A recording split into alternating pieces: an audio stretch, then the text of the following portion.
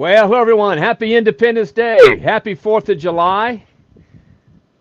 Welcome to this beachside broadcast where we've got some beautiful weather behind me. I can tell you 2 hours ago that was pitch black. Everything was up in doubt, but welcome to our anniversary celebration, 249th birthday of our nation's founding, July 4th, of course, 1776. Of course, a little bit of a trivia for you. The Declaration, despite what the photos show, there was everybody signed, or the paintings show everybody lined up on July the 4th to sign the Declaration of Independence. It didn't happen that way. They actually signed it over months, but that's the official Declaration date. And here's another little bit of history trivia for you, is that 50 years later to the day, July 4th, 1826, Thomas Jefferson died, 50-year anniversary, and on the same day, John Adams died. Second and third presidents, they were, if you know this history, they were good friends, and they became political rivals, and then late in life, they became good friends again. So just a little bit of history trivia, but welcome. And this is an anniversary date for me, and that is 20 years ago today was my last day of employment as an engineer. We talk about that little story a little bit here. We get a little bit later into our presentation. So I thought this would be an appropriate opportunity to, not so much to celebrate, you don't care about my 20-year anniversary, but to talk about what I've learned over the last 20 years and how we're going to impact you and me over the next 20 years. And so that's what we're talking about today is looking back, lessons learned, and then more importantly, looking forward with what we're doing with our Wealth Mastermind Network and small apartments. I've been very anxious and excited to speak to you guys about this. This is something that's been, well, I should say it's been 20 years in the making, but it's been concentrated effort activity in the last 2 years that I'll be sharing with you. If you have followed me for any period of time at all, then what you're going to be seeing here is totally new, brand new. And so I'm very excited and very honored that you're joining me here today. And with that, now I'm joined with my colleague Larry. And Larry, if let me tell you, this is a very high production show we're doing here. This is the marvels of technology and software. What we're doing, it's just amazing. Larry is in Colorado. He's controlling the scene. So if anything goes wrong, it's Larry's fault. It can't possibly be mine. Although I was just sitting here fumbling around just moments before we went live trying to figure something out. So if we do have some hiccups, blame me. But I think it's more important. I just wanted to be able to come share with you guys what's new with small apartments and how it's going to benefit you. So Larry, he's going to be prompting me with my slides as well. And welcome for all of you that are watching me on Facebook. Welcome all of you that are watching on YouTube Live. And there you go. Voila. Look at there. And so this, if you saw leading up to today, we call it from seminar to platform, because the reason for that, and this is from my business standpoint, we are no longer a seminar company. We are a platform company. And many of you know me or knew me as a seminar company. We used to run monthly 3-day seminars around the country. This is before pandemic. We'd travel different cities around the country, put on 3-day seminars, fabulous content. The pandemic hit. We had exactly 72-hour notice to pivot from all in person to all virtual, which we did successfully. Very proud of the team for pulling that off. And we did virtual monthly all through the pandemic. Some of you were there. And then we went, at post-pandemic, we went to hybrid. Both was a combination of some people in person, some people were virtual. And but we are now a platform business. And I'm going to be giving you examples of the platform throughout this presentation, or our time together, I should say. That's not a presentation. I'm going to be doing some recounting. I'm going to be answering questions, having some fun, doing some giveaways. But we have shifted to a platform company, and it's my intent to show you what that means to you and how that's going to benefit you. And part of that is a label called Smart Real Estate. I'll be defining that for you. But today is officially the the official launch of the new platform, Wealth Mastermind Network, and just very excited and honored that you're joining us or joining me here today. And Larry, if you could bring up next slide, please. So the way I've laid out the presentation, again, I keep calling it a presentation. I do have some remarks with photos and stuff. There's 12 segments. Now, I realize not everybody's going to be here for a 3-hour session. This is 1 to 4 Central. This is an open house. People are going to be coming and going. And it's going to be like we're sitting here on the deck. This is my home here in Southwest Florida, a place called Palm Island. And I'll talk about Palm Island here in a little bit more and what the significance of this is. But we're on my deck. And so we're just going to imagine we're on the deck here having a chat. And we're going to be chatting about, I'm going to be just recollecting, sharing some photos. I promise you I will not pull out the family home videos and bore you with that. But I do want to use some lessons learned along the way and have some conversations around that. So I've broken it up 12, 15-minute segments, talking about some aspect of the platform, talking some aspect of what I think is important. We will, with every 15 minutes, we'll have a Q&A session live. Of course, we are live. At any time, you can type your questions and answers into your comment box, whatever platform you're on. Put the questions and comments, and Larry will be, through the power of technology, there'll be a banner coming up. He'll put your question and your name, your first name, to recognize and acknowledge you, and I'll be answering the questions live. So every 15 minutes, but anytime you can submit your questions. We'll just be pausing on these 15-minute breaks. Also, do me a big favor. If you enjoy what you're hearing here, then like it, share it. If you're on Facebook, share what you do. If you like what you're hearing, share it right now, because I'm going to tell you, part of what makes this platform work is what I call strength in numbers. Strength in numbers, and means not being alone. And that's a big theme. We're moving away from the solopreneur model to this model where it's a collaborative model. All the pieces are in place.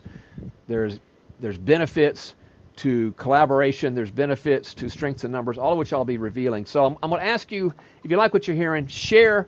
Maybe we'll do it right now. Share this post, or however, this broadcast on Facebook. If you're on YouTube, hit the subscribe button. That means make sure you continue to get all the content that we're putting out here. And if you're not following me on Facebook, go ahead and do that now. You can, I guess, find that at the top of the screen.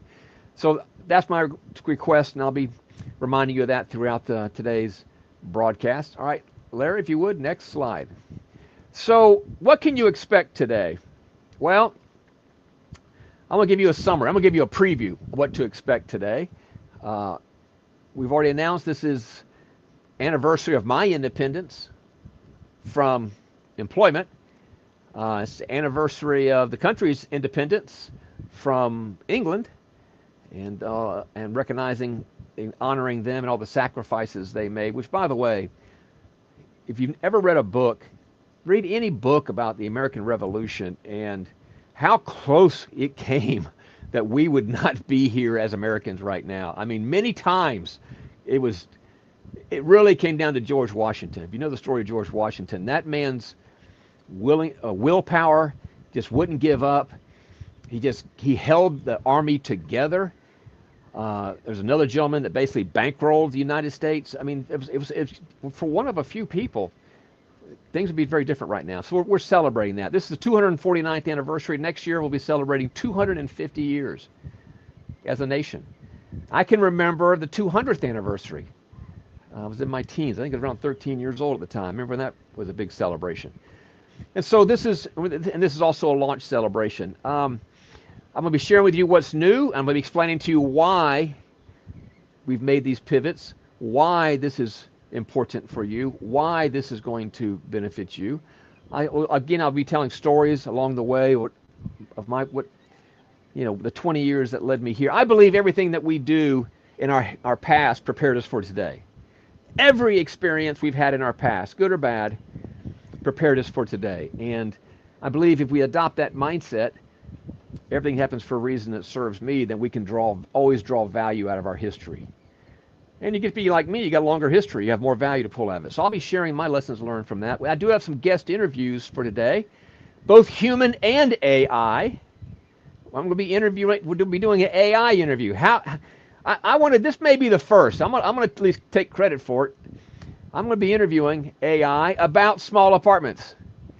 And I'm making my case for you. If you're not involved with AI now, you absolutely need to get involved. I'll make that case today. I've got a bunch of giveaways. Bunch of stuff we're going to be giving away. I mean, you're going to love this. Of course, we're answering questions. We talk about that at any time. Again, reminder, type them into your comment box, whatever field you have on your platform. And I want us to have some fun. This is a fun day for me. I always love 4th of July. I always love 4th of July at the beach. I was raised in Florida. We were always at the beach. And so it's just, let's have some fun today. Thank you for being here. Next slide, please, Larry. So, you know, I've been the small apartments guy since, well, I got started in 2002, over 20 years. And so why do I stick to small apartments? I may have some folks here. By the way, we have in the audience, some of you, many of you have been following me over the years. Thank you, welcome. Some of you, first time you've heard of my voice, first time you've seen me. And for everybody's benefit, why small apartments? And there's, you know, if I was doing a webinar, and we're not, I'd give you a whole list of reasons. But I'm going to tell you right now, this is the last overlooked frontier in real estate. Nobody focuses on this space. Everybody focuses on single family. The institutions and the hedge funds focus on the large apartments. Nobody's going after the small apartments. This is the world of mom and pop owners, mom and pop landlords, and that is the opportunity right there, is to be able to acquire these assets, take control of them, enhance the experience for the residents, put professional third-party management in place, and do, I call potentialize, take them to their true potential, create more value for our residents, and in return, they give us more value back. That is the opportunity. It has, every single project I've ever done have played out that way, and it's cookie cut. I was discussing this with a developer one time that developed apartments from ground up, and he says, oh, well, you're getting like development ROI, but you get it all up front. Exactly, that's what we do. And it's also a place where you can scale. You can rapidly scale up through leapfrogging. You can start small, you can do bigger and bigger deals, you can be at 100 doors within 4 moves through the leapfrog effect. So that's why small apartments is so good as a vehicle, whether you're already in it, whether you're getting started, because you can scale so fast. Now financially, I'm just going to give you the rule there at the bottom of that slide. Here's 4 ways we profit with small apartments. For as long as we own them, we get cash flow. We put a management team in place, we get mailbox money. Second way is we get something called forced appreciation. Every time I raise the rents, every time I raise the occupancy, it forces the value up predictably, absolutely instantaneously, absolutely predictably. So I get cash flow, I get forced appreciation, and as my renters are paying down my mortgage, you know, this house I'm in, to pay my mortgage, I have to go to work. I got to go do something to pay the bank. On my apartments, my residents go to work to pay the bank. And so that's what the rental property is all about. And over 5 years, this mortgage pay down could be substantial. And then the fourth way, so we had cash flow, we had forced appreciation, mortgage pay down. The fourth way is the tax deductions. Being signed today, if not already signed by the president, the new tax bill is in effect, and whether you're for it or against it, what's in it is the reinstatement of something called 100% bonus depreciation, which is a gigantic, huge tax benefit that when you buy an apartment in the same year that you buy it, you could buy it on December 31st. If you close on December 31st, you get 100% bonus depreciation credit, which basically wipes out your tax bill in gobs. Okay, that's being signed if it hasn't already been signed today. So that's why small apartments, that's why I stayed in small apartments all these couple of decades. Next one, please, Larry. So we're celebrating 20 years since I left corporate America. I spent 20 years, you know, as an engineer. I was trained as an engineer. I was trained as a chemical engineer. I entered the workforce in 1985. As a chemical engineer, I was a professional engineer. That's actually a photo of the certificate. Professional engineer means you take state exams and you're recognized professional engineer. You can hang your shingle if you're so inclined. I never did that as an engineer. I always worked for someone else. But I came out as an engineer in 1985. Now, 1985, for those of you that weren't around in 1985, was a time when computers were first coming out. I mean, they were just coming out. They were mainframes. There were no, forget about personal computers. They didn't exist. They were mainframes, big computers. And I remember when I was in college and I was studying computer science, and you would submit a deck of cards. They were punch cards. That's how your code was written. This punch machine would have a big deck of cards, and you'd put it in a box, and you'd hand it over to a guy through the door, and he'd take your deck of cards, put it in an IBM 360 machine, and it would read all those cards, load it into the computer, and it would run these very simple programs. And that was the best practice in computer science. That's 1985. I think by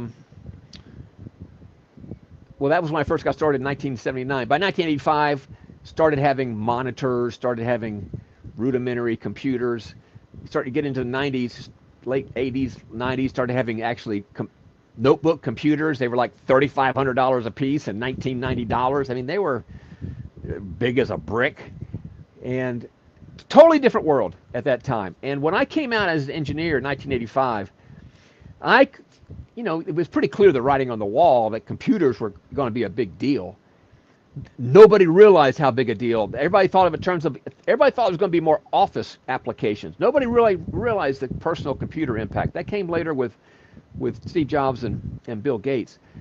And so when I was studying computer science, and I said, well, I want to find some good application of computer science. So I got into engineering, chemical engineering, and I had a master's degree that I studied how to apply computers to chemical engineering. That was my specialty because I could see what was happening, just like we can see what's happening with AI right now. And so that led me, when I came out in 1985, my specialty was computers and chemical engineering, and I had a subspecialty under that. I would design computer control systems, and I'll talk to you more about that in a moment. But I was there at the forefront of this, how to apply computers in an area that had never been done before, chemical engineering. It's literally at the forefront. And that's where we are now today with AI. Matter of fact, I'll give you a statistic. There's something called Moore's Law with computers. When the computer chips, the power of computers used to double every 2 years. The chips got smarter and smarter. They'd put more and more stuff on a chip. So the computer power would double every 2 years. And that transformed the planet. You don't even, people, if you didn't go through that era. When I grew up, there was no email, there was no internet, there were no cell phones, there were no voicemail. They were figuring it out on the fly. AI, that's where we are with AI right now. Except AI, whereas computers doubled in power every 2 years, AI is doubling in power every 6 months. It's growing 4 times. The power is growing 4 times as fast. It's changing weekly. So I'm saying this. You're going to see AI through everything we talk about today. This is not a question of if you get involved with AI. You will get involved with AI, because otherwise you're going to find yourself obsolete. I hate to break this to you on Independence Day, but AI is just moving that fast. And I'll be giving you examples. I'm going to be interviewing it. I'm going to be showing a new tool, a new product just released, my product. And so that's where we are right now. Next slide, please, Larry. All right, so let me tell you where we're broadcasting to from today. This is my home. That's my home. We're on an island called Palm Island. We're in Southwest Florida. If you see the house with the gray roof, that's a metal roof. That's old Florida style roof. All the homes out here are old Florida style. And if you look at the back edge of that house with a gray roof, you see at the top, there's a little portico out there. That's the deck I'm on right now. This is the Gulf of Mexico, Gulf of America, whatever you want to call it. I've known it as Gulf of Mexico my entire life, but that's the Gulf behind us. And this strip of island, this island is called a barrier island. And these islands go all the way up and down the Gulf, and they are a barrier between the Gulf and the mainland. They were part of God's plan. They designed these strips of land, these little islands, and they are designed to be the brunt, to take the brunt of hurricanes and bad storms. We're the, I guess, I don't know, we're the first line of defense when the Gulf gets churned up. And this island does a very good job of being that front line of defense. Let me show you a photo. Larry, if you'd bring up the next one. This is the front of my house. This is September 2022. On the left-hand side, I took a picture of the house as Kim's my wife, as Kim and I were evacuating the island for Hurricane Ian. Hurricane Ian. And we evacuated.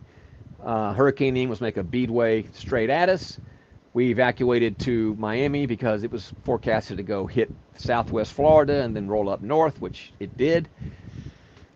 The right-hand side is the house that, after the boxing match with Hurricane Ian, that's what the house looked like when we came back. We got back in there about 3 weeks later.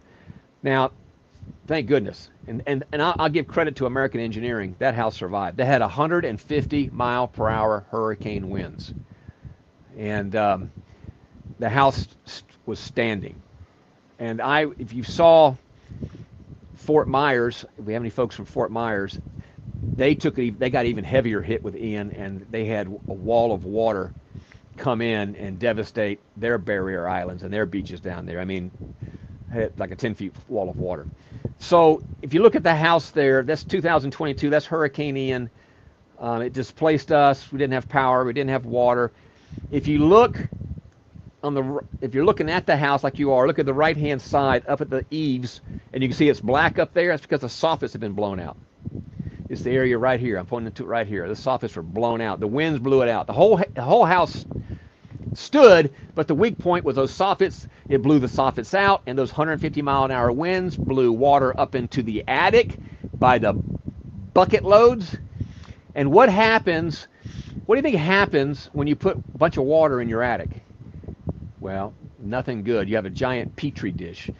It comes down into the ceiling, it comes down into the walls, and your house just became a black mold petri dish. And so it had to be remediated, had to rip out a lot of sheetrock in the house and the ceiling and the walls and dry the place out. It was a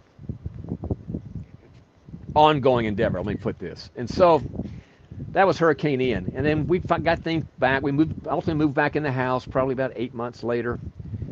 And then this last year, 2024, in September and October, 2 hurricanes hit us, 2 weeks apart. Hurricane Helene rolled in here, similar path to Ian. And for the first time ever on this island, there was 5 feet of water. The island disappeared for a while. The Gulf took it back. And the Gulf went from uninterrupted from out there to the mainland. There was 5 feet. Now this house is on stilts. Maybe you can see there. I'm 16 feet above the house. The first floor of the house, the living room, is 16 feet above the grade. And the grade is 5 feet above sea level. So that's 21 feet above sea level. But we had 5 feet under the house. That was Hurricane Helene. Made a mess. Didn't really, things were still livable. 2 weeks later, Hurricane Milton comes through and says, hold my beer, and put 8 feet of water under this house and came through with a vengeance. It tore out, it didn't tear out the pilings, but it tore out any structure we had underneath. We had stuff scattered all over the island. Golf carts, people drive golf carts out. Golf carts were physically moved all across this island.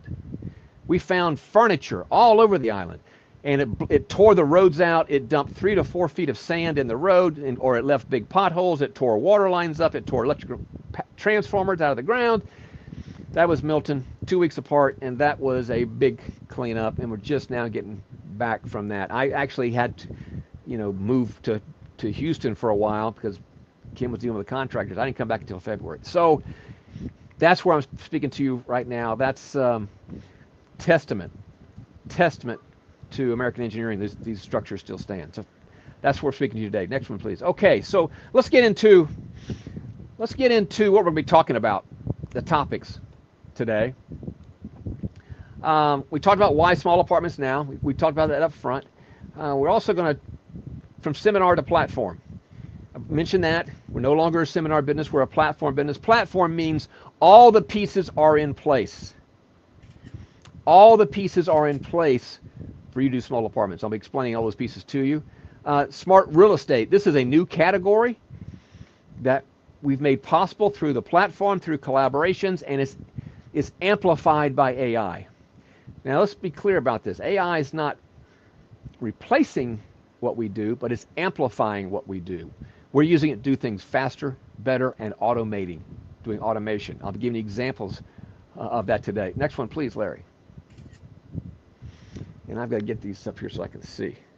Also, what we've done with the Wealth Mastermind Network is there's 3 stages on the journey to small apartments. If you've ever heard me speak before, you've always heard this. First of all, there's first deal. That's the launch stage. And for those of you that are looking to get your first deal, there's no scarier deal than the first deal. Why? Because we've never been, we have no framework for this. We weren't taught this stuff in school. But it's most important deal is the first deal. That first check, and the quicker you get the first check, the quicker you get your confidence and you're rolling along. And then there's the growth stage. Once you have your first deal done, then it's rinse and repeat. How do I scale up? That's the growth stage. Many of you are in the growth stage right now. And then the third stage is when you get into thinking about your legacy, your generational wealth. That's the legacy stage. And there you're thinking about how you're going to pass it on to your heirs or to your favorite cause. And that's the stage there. All 3 stages exist. Each of you are in one of those 3 stages, but there's a different mindset to each of the 3 stages. Well, we've designed the platform to accommodate the launch stage, the growth stage, and the legacy stage. We meet you where you are and take you forward. Everything's ready. All the pieces are in place. You just plug it in. That's the power of the platform. I'm going to give you examples of that. And of course, all of this is done without landlording. It's also done without workload. Now, I know a number of you are small apartment owners, or you own small rental properties, and you're doing the landlording yourself. And I'm telling you, what I'm preaching and what I'm espousing is no landlording. It's not the highest and best use of your time. It has a tremendous toll on your opportunity costs, and many times has a tremendous toll on your health, and it's unscalable. It's unscalable. So what we're talking about is wealth creation without landlording and without workload. Next slide, please, Larry. And the other thing I'll be talking about, what we do now, here's what's different than the seminar model. The seminar model is very much a lecture model. And again, did that by the way, this month is the 18th anniversary of my first seminar. I'll show you some pictures of what those used to look like. So, but in the seminar, and I used to do monthly seminars for a very long time. It's a lecture model. Everybody's familiar with the seminar model. What I've done to change that is provide experiences, experiential training, experiential proof. I call it see results in advance. We do live demonstrations in person. We do live demonstrations virtually to show how it's done, to see it done, and to give proof of how it works. You'll be here talking about buying tours. This is a great example of a live demonstration of seeing the results in advance, where we're actually touring properties, walking these properties, making offers. I'll talk about that. We're doing it virtually now too. Our Greenlight AI, where we actually greenlight deals. Now it's AI amplified. I'm going to do a demonstration of apartment AI here today while we're together here on the beach. This is the new product I have right now. We have a certified deal finder program. There's dashboards that people are finding the deals for us, and we're building authority sites.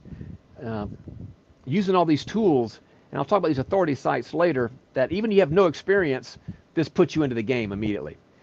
And then the next thing we'll be talking about is the ecosystem of partners. This is a people business, right? Real estate is a people business. And we talk about collaboration. This is not solopreneurship. You do not go out and do this alone. If you are alone, that's when you get stuck. That's one of the main lessons I realized after over 20 years. It kept me stuck. And if you're alone, you're going to get stuck. And so we bring in all the people. There's deal partnerships I'll be talking about today, done with you deal partnerships, done for you deal partnerships, something called the Mastermind Marketplace, where I have certified deal finders who are certified to find these qualified deals, bring them into the Mastermind network, put them into the marketplace, and you can team up. and get your deal flow that way. It's being done for you. And those certified deal finders are profiting by bringing it to the marketplace. We're bringing you the lenders, we're bringing you the collaborative brokers, the collaborative property managers, the capital partners are being provided, and we're doing business in something we call market clusters and wealth leagues. I'll give you an example of that, where we're creating economies of scale. All this is part of the platform and new for you if you've ever listened to me before. Next one, please, Larry. And of course, as I mentioned, it's all amplified by AI. AI is here. And I'll tell you right now, a lot of the functions we did the old way are gone. They're just obsolete. People not aware of it yet. So we're amplifying everything with AI, but we're unified by collaboration. There is the human element of collaboration that AI cannot replace. If you rely solely upon AI, everything's going to commoditize everything. You can always tell an AI image. You can always tell an AI post. Now, there's probably going to be a time soon we won't be able to because it's getting smarter every week. But right now, that's the situation. And so, but we're using AI to supercharge finding deals, evaluating deals, potentializing these properties, making improvements. I have a potentializer team in my organization, and what their job is, they're the ones that run the properties. They potentialize them. We're using AI to amplify what we're doing. I mean, we have a project right now. The property is running at 95+% occupancy, and I've challenged them to get 25% more revenue out of that property. 25% more. They're already at 95%. How do you do that? You potentialize it, and that's what we're doing right now. That's the world you're entering. That's the world that's happening and sort of very much being amplified by AI. And the final thing I want to talk about here, we've taken it that's well structured to a next level. You're going to hear me talk about roll-ups. Roll-up is a way to really, you can do either formally or informally, create economies of scale, boost the value of your individual asset through collaboration in a roll-up model. And when it comes time to exit, you get a higher multiple. It's a wealth creating strategy. Small apartments lend itself to that. And then family office light, when I get into the legacy section, I'll talk some about this. That's now possible as well, where you can and I'll even speak to AI about it. And so these are all things we're talking about today. Next slide, please, Larry.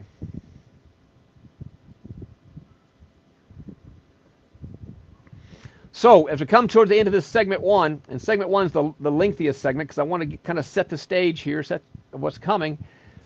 I got a no-brainer for you. I have a home study system called the Apartment Home Study System, actually called Multifamily Success, and it's a $1,500 program. $1,500 today for being here today and in celebration of my 20-year anniversary, celebration of 249th anniversary of our nation, celebration of this launch of Wealth Mastermind Network. You can get it for $1. $1. There's the link there. Okay, you see there, Larry's put the banner. He'll keep that up so you know that. And if you want to get it for $1, go there to wealthmastermindnetwork.com/MFS. $1. $1,500 system. We'll send you all the goodies. You can have it now. And so that's my giveaway here for this, if we wind down this segment number one. And let's check in, Larry, on the next slide, please. Do we have any questions or comments? Larry will put them up. You can share. And while you're at it, if you're liking what you're hearing, share what we're doing here. Others can join us. Hit the follow button on Facebook or hit subscribe on YouTube.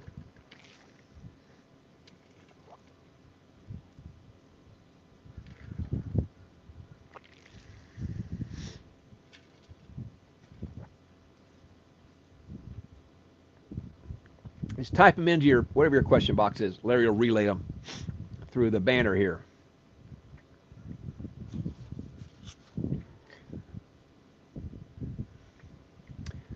Does this work for large apartments? Absolutely. That's the beauty of apartments. You can start small. You can scale as high as you want to go. And by the way, my definition of small apartments, those who haven't heard before, is anywhere from 2 doors to 100 doors. So thank you for the question. Absolutely. The thing about large apartments, you're not going to find as much low-hanging fruit initially as you will with the small apartments. There's always this low-hanging fruit there. Who else has a question?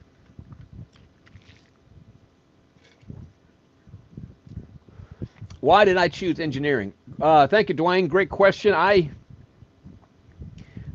started off in computer science. This is 1979. I got out of high school in 1970. I was a freshman in 1979 in North Carolina at Duke University, and I got involved with computer science because it was new, it was novel, it was the future.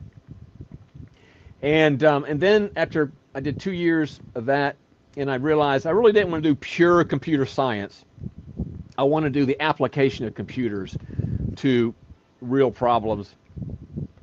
And I have a grandfather, a step grandfather, who was a chemical engineer, and I was kind of had a tendency to chemical engineering. So I moved into chemical engineering.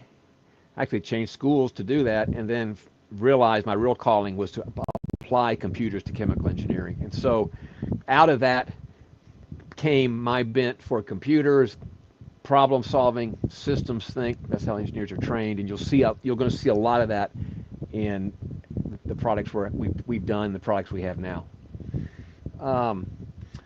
Wayne, hey Wayne, will this new platform help? Hey Wayne, help with finding private money? Absolutely, because many times it's right there in the mastermind, and it's also with your authority. And we're going to be building funnels and presentations. So let's say, for example, you're trying to raise money for your project.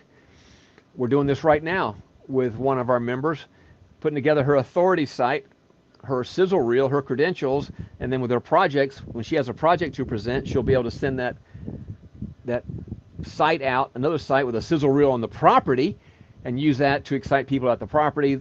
They can opt in, they'll get the information, there'll be the follow-up. Absolutely. And that's, of course, one of the top questions we always hear about. Where's the money going to come from? It comes from inside the mastermind. It comes from the people associated with the mastermind, and it comes from the authority we're presenting for you through the new tools. So great question. Thank you for that question, Wayne. Let's see. All right, let's go to segment 2. That's my cue. So this segment is, I call it, why real estate the old way doesn't work anymore, if it ever did. And let's talk about this. And let's go to the next slide, Larry, please. And I got to, first of all, let me pull out, I do have some cheat sheet here. I want to make sure I'm covering all the points I wanted to share. Let's see. But what we're going to talk about here in segment 2 is, remember I said a moment ago, wealth without landlording, wealth without workload? Well, forget about tenants, toilets, and the 2 a.m. calls, which is the world of that is the world of landlording. That's why nobody's doing landlord. By the way, I've never done landlording. I'll explain how that is. But first of all, I didn't have the time, and neither do you. I don't care what you're doing right now. And for those of you that think you're somehow saving yourself the management fee, you're not saving anything. You're costing yourself multiples of the pennies that's going to charge you to put a third-party management team in place. So we'll be talking about that. This, again, wealth without landlording, wealth without the workload is the byline around here. And then you're going to be, what your focus is rather than being a landlord, I want you to be an asset manager.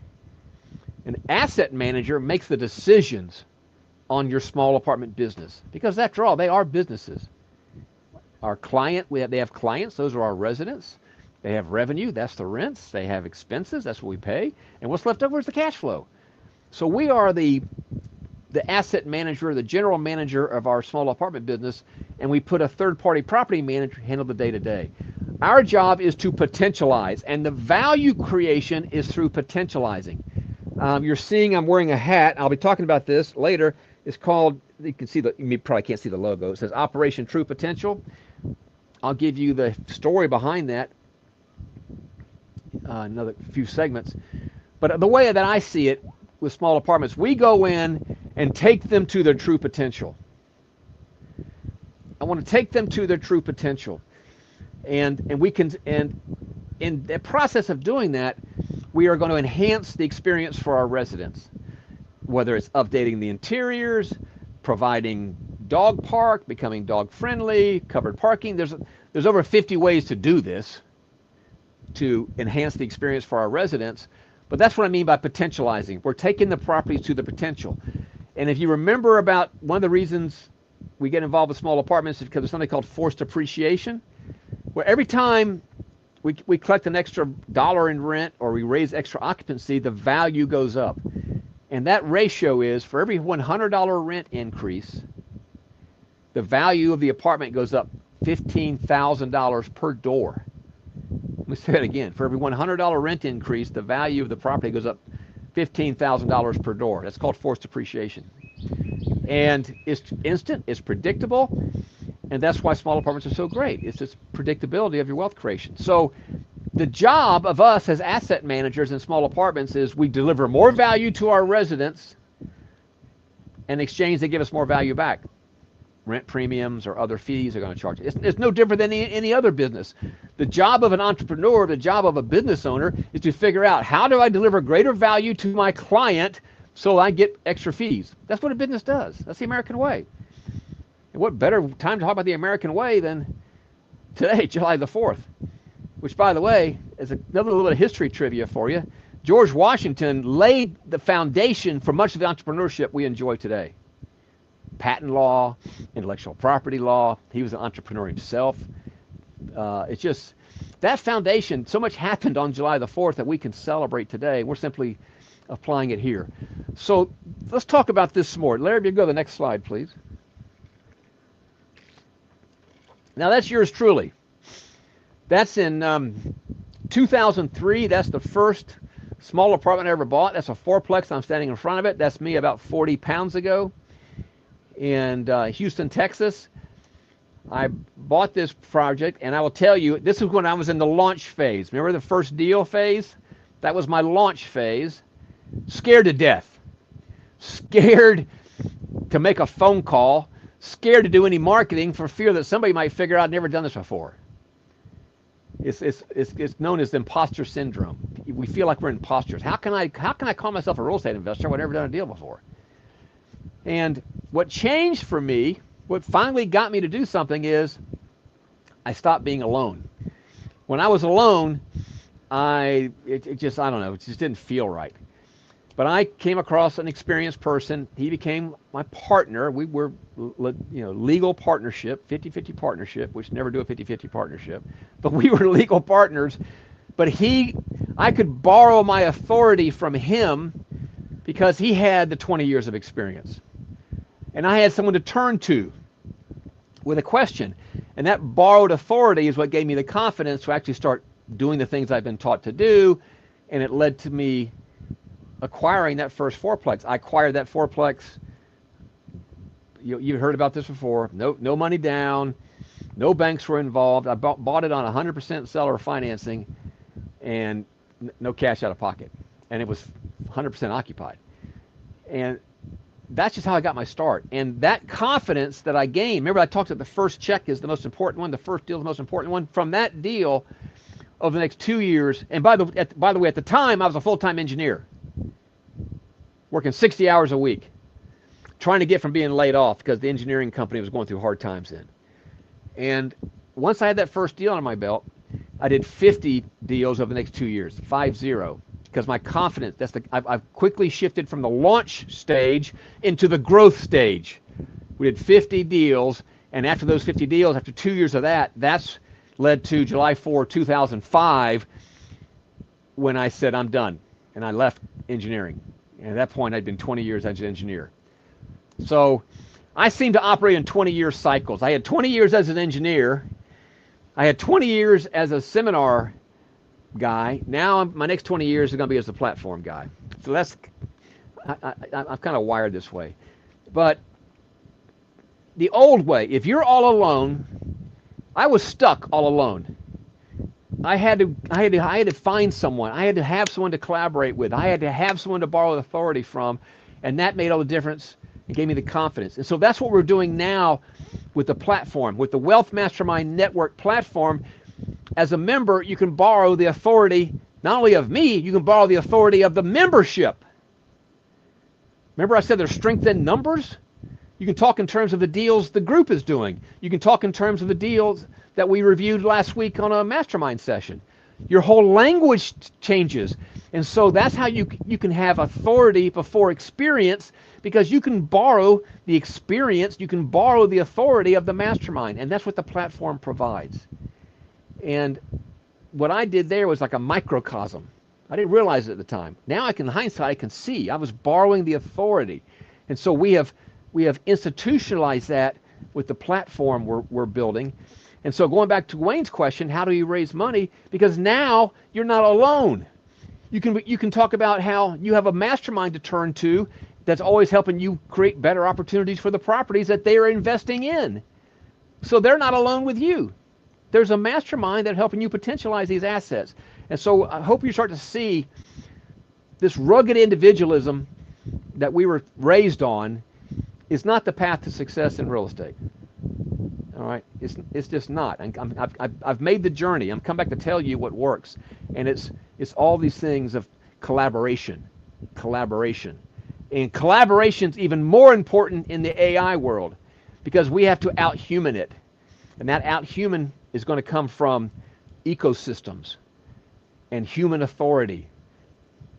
That's the part that we're contributing as human beings over AI. I'll talk about that more later. Next slide, please, Larry. So today, that slide I just showed you is 2003. Today, in the mastermind world, this is what it looks like. And if you look at that photo, you can see that that's a group that's in the Houston office, and that's Shelly Shilson. That's the lady to my right. That's Tim Bold to my left. That's Jason Soward in the blue shirt. We're actually going to be interviewing Jason here in a little bit. And that's a mastermind session. And if you look over my screen, there's a big, look over my shoulder on the wall, there's a big screen TV.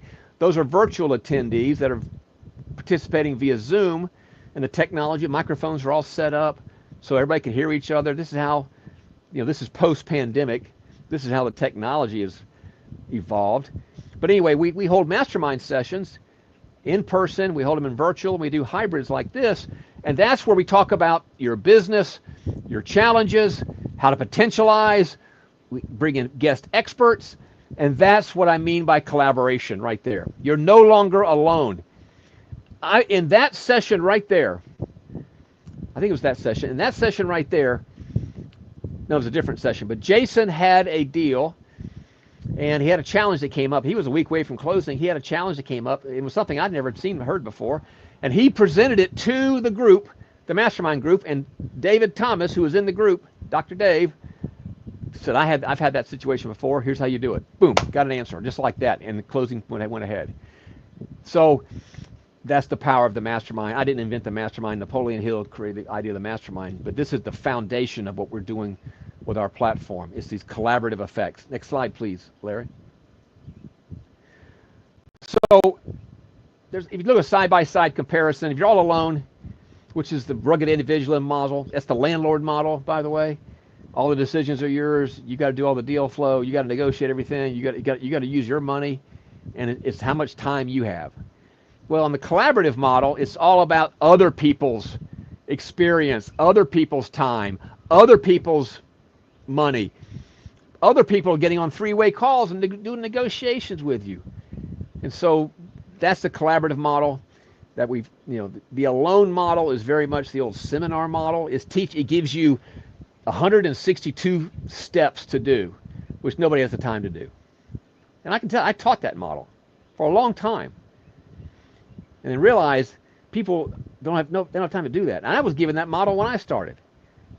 So now it's about the collaborative model. It's all about collaboration, leveraging other people's activities. That's what we're doing differently. Next slide, please, Larry. So here for this segment, you've got the same offer, $1.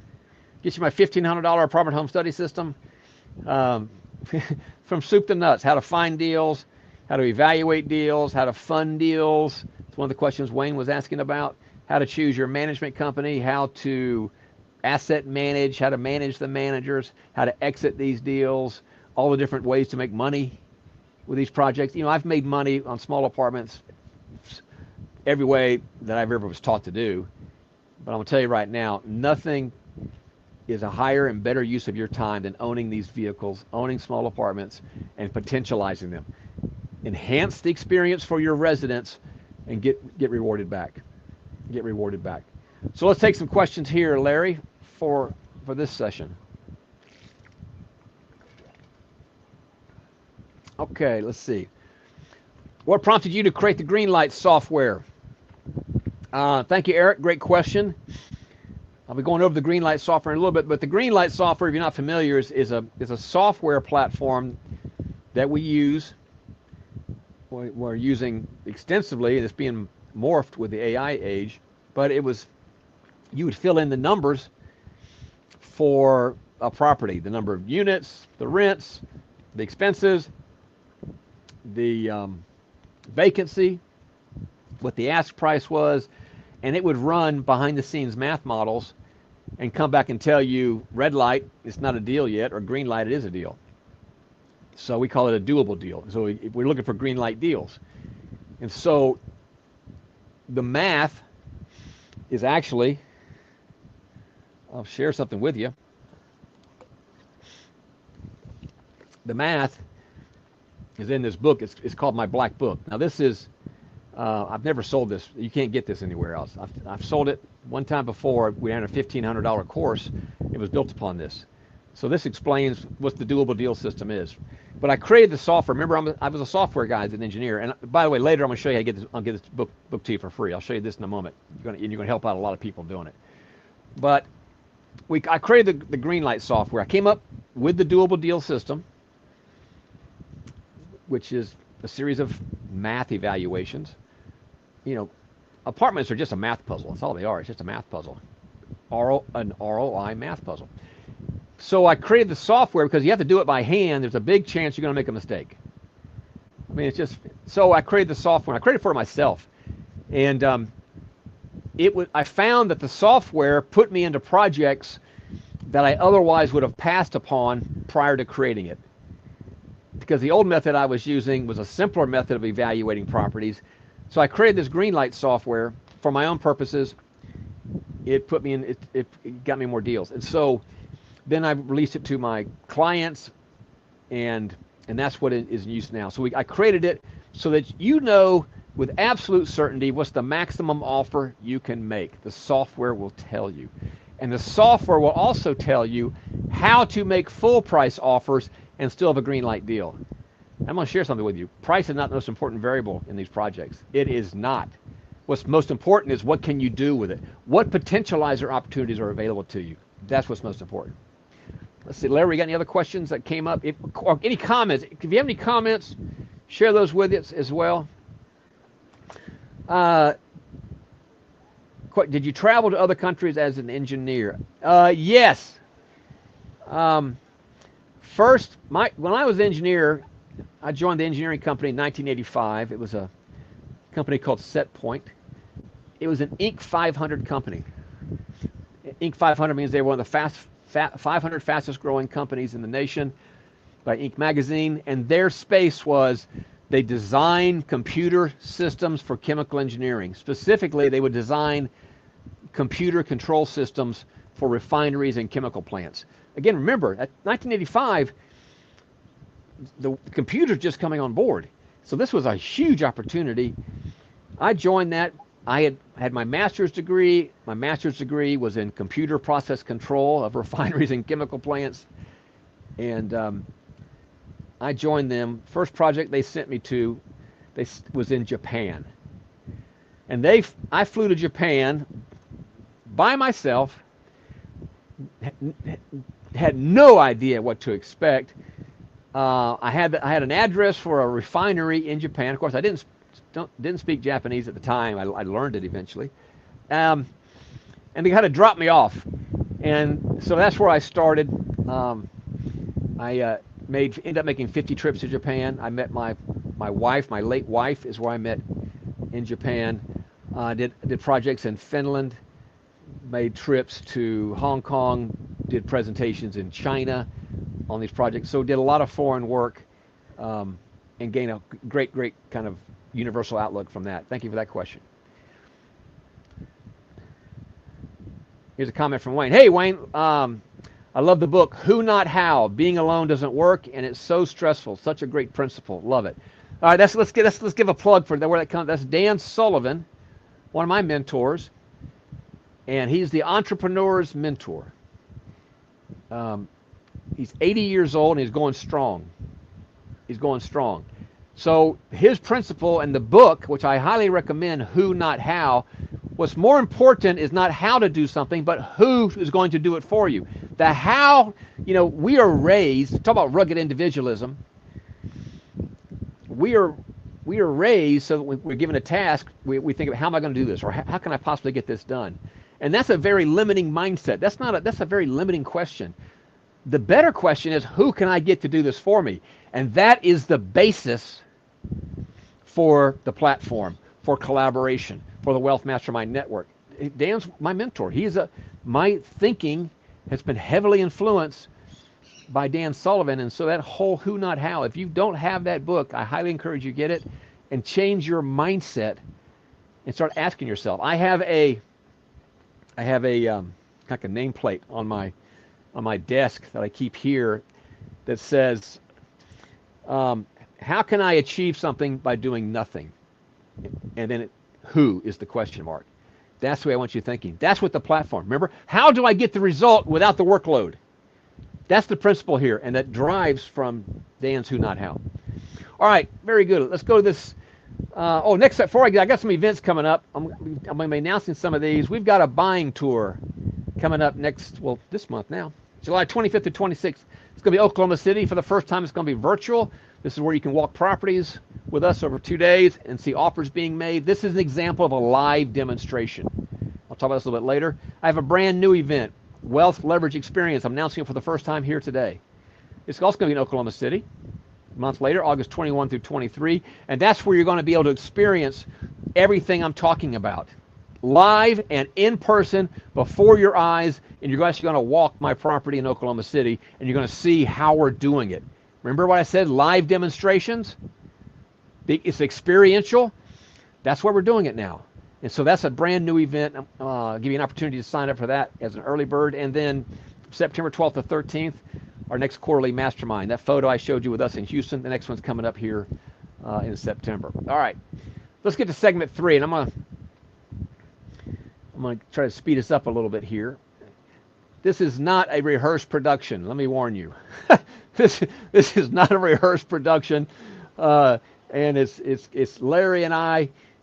Hey, what do you want? We're here at the beach, man. This is 4th of July. I shouldn't even be working today. I'm here. If this isn't work, this is celebrating.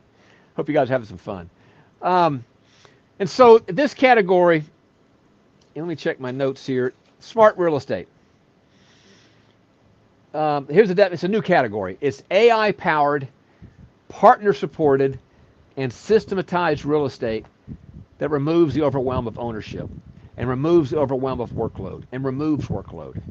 And it's all powered by the Wealth Mastermind Network. So that's the category that I want you to think about what we're talking about here. Smart real estate. But it's AI, it's partnerships, it's the right people, it's the platform, it's the collaboration, it's all these pieces that we've now wrapped around the Wealth Mastermind Network. Go to the next slide, please, Larry. And so what's new here? AI-powered tools. Apartment AI, this is the new product, just been released, and I'm going to be putting it out as early as next week. I'm going to show you how to get waitlisted on it so you can get it first. I'll be doing a demonstration of it here today. Deal partnerships. This is done with you deal partnerships and done for you partnerships. These are all available to you now through the platform. And then within the platform, all the pieces are in place. In the old seminar model, you're given this list of 162 things to do that you have to go do. That's the how model. The who model, no, everything's in place. You just got to go pick them. It's plug and play. And also, Wayne was asking about financing. I'm now doing co-sponsoring of financing. There's something called agency financing, which agency financing is where you get the lowest multifamily rates, interest rates on these deals. You get 30-year amortizations. You can get it with no balloons. You can set it and forget it type of thing. They're assumable loans. They're non-recourse. and obviously, and it's got to be $1 million deals and above. I mean, $1 million loans and above. We have the contacts for that. To get into those loans, you need a certain level of experience. You need a certain level of net worth, a certain level of liquidity. You need a certain credit score. But what you can do, you can borrow that from somebody else. When I talk about borrowed authority, you can borrow experience. So you can borrow my experience. We can part together on these agency loans. That's another way of getting financing. That's another thing we're doing new. And then the authority building. As I mentioned earlier, we're building the websites to express people's authority, we're putting sizzle reels on it. We're creating the connection with the Wealth Mastermind Network so members can borrow the authority of the mastermind. These are all what I put on the category of smart real estate. Next slide, please, Larry. Now, I mentioned to you, someone asked a moment ago, what countries have you been to? Well, I told you the first project I was in was Japan. Now, that's not me. And I was trying to find a picture of me in a control room, in refinery in Japan. I couldn't find any. So I asked ChatGPT. I said, create a picture of young Lance Edwards in a Japanese control room before computers. And it came up with this. Now, that's not Lance Edwards, but that's a young guy. But it actually has Japanese characters on the controls. That's the world that I was entering in 1985. That's how control rooms look like. Controlling heavy, big equipment, high pressure equipment, high temperature equipment, hundreds of millions of dollars of capital goes to create these assets. And that was the world pre-computer. And as I was entering that world, we were replacing all those dials. See all those dials, those switches? Those were replaced by computer screens. And that's the world that I was entering in 1985 as a young, I guess at the time I was 25 years old. First, I was in that control room in 1986. So I'm 25 years old. They dropped me off alone. And that's how my world began. And at that time, we were making the refineries smarter. We were literally on the cutting edge of doing things. The computer not only ran the refinery better than a human being could do, because it would look at 1,000 things at one time and make decisions. We actually designed systems that would optimize the performance. We would determine what was the optimum pressure, what was the optimum temperature, what was the optimum flow rate, and the computer would make those decisions and pass the instructions all the way down to the valves that were making the adjustments. That's where I entered at that time. What a fabulous time. What a fabulous time. I'm here to tell you, this is the way I feel today with AI. This is just a fabulous time. I mean, it's happening even faster now. And so that's the mindset that I come from. And you see how I've evolved over that. You'll see it in the tools. Go to the next slide if you would, Larry, because, I was slinging code back in 1985. For those of you that have been around, I started with assembly language. I did BASIC, did Fortran, Pascal. Those codes are probably, I don't know if they're even around, probably gone. But I'm a programmer at heart, my foundations. And so when I came out, I had my seminar business, I'm going to show you kind of the different, we're into our 4th generation of tools now. The first thing I used to create, I had a deal sheet. It was a piece of paper. There's one right there. It says 1st generation. And you would write in the rents and you'd write in the units, and then you'd take out a calculator and you'd calculate some numbers, and that's how you would evaluate deals, that deal sheet. The 2nd generation, I took it and put it on Excel. Woo, okay. So now it's on Excel. It does the math for you. You just type it in. All the yellow boxes were the manually entered stuff. Go to the next slide. 3rd generation is the Greenlight software. Someone was asking a moment ago, why did I create the Greenlight software? Now you enter the information, but if you see it, at the top, you see that red? That's a red light deal. It's not doable yet.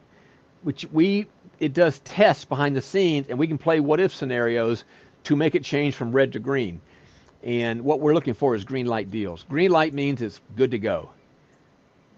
We have people now that find these for the mastermind. They're certified to find these for the mastermind. They put them on the mastermind marketplace and make it available to the members. So that's the 3rd generation.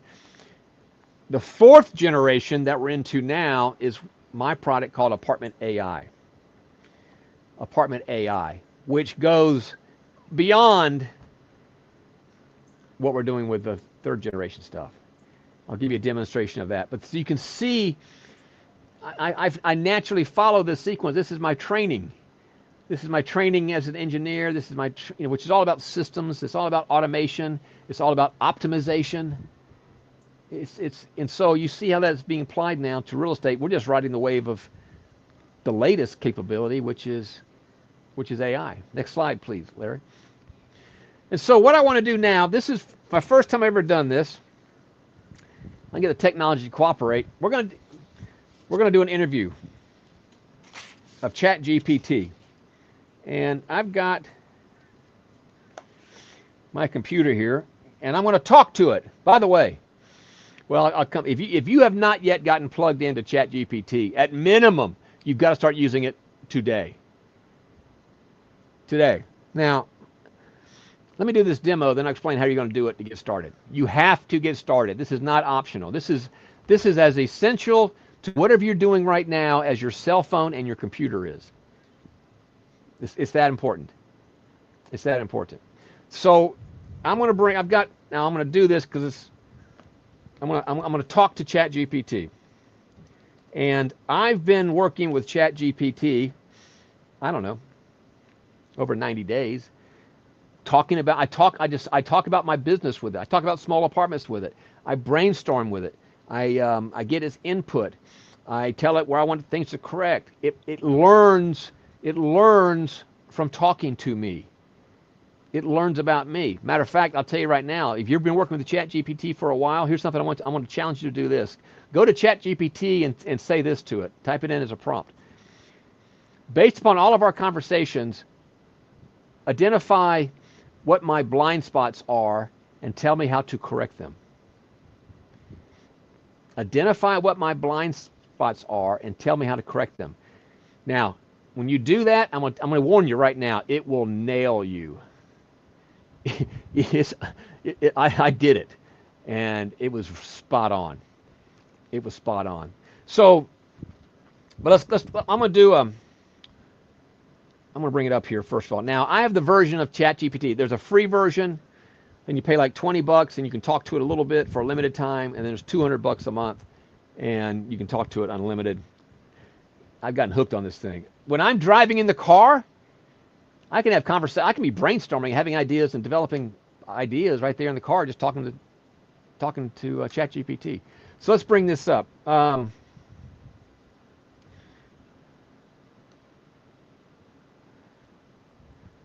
Let's do it. To make sure you guys can hear that. I'm gonna hold this because I got my microphone here. Hey, are you there? Yep, I can hear you loud and clear. Sounds like your mic is working well. Let me know if there's anything else you want to test out. Okay. So I'm here with our group at the Freedom Through Apartments launch here on the deck, and we're going to do an interview. And one of the questions I'm going to ask you a number of questions, but first one I'm going to lead off with is, how will AI amplify small apartment investing? AI can really transform small apartment investing in a bunch of ways.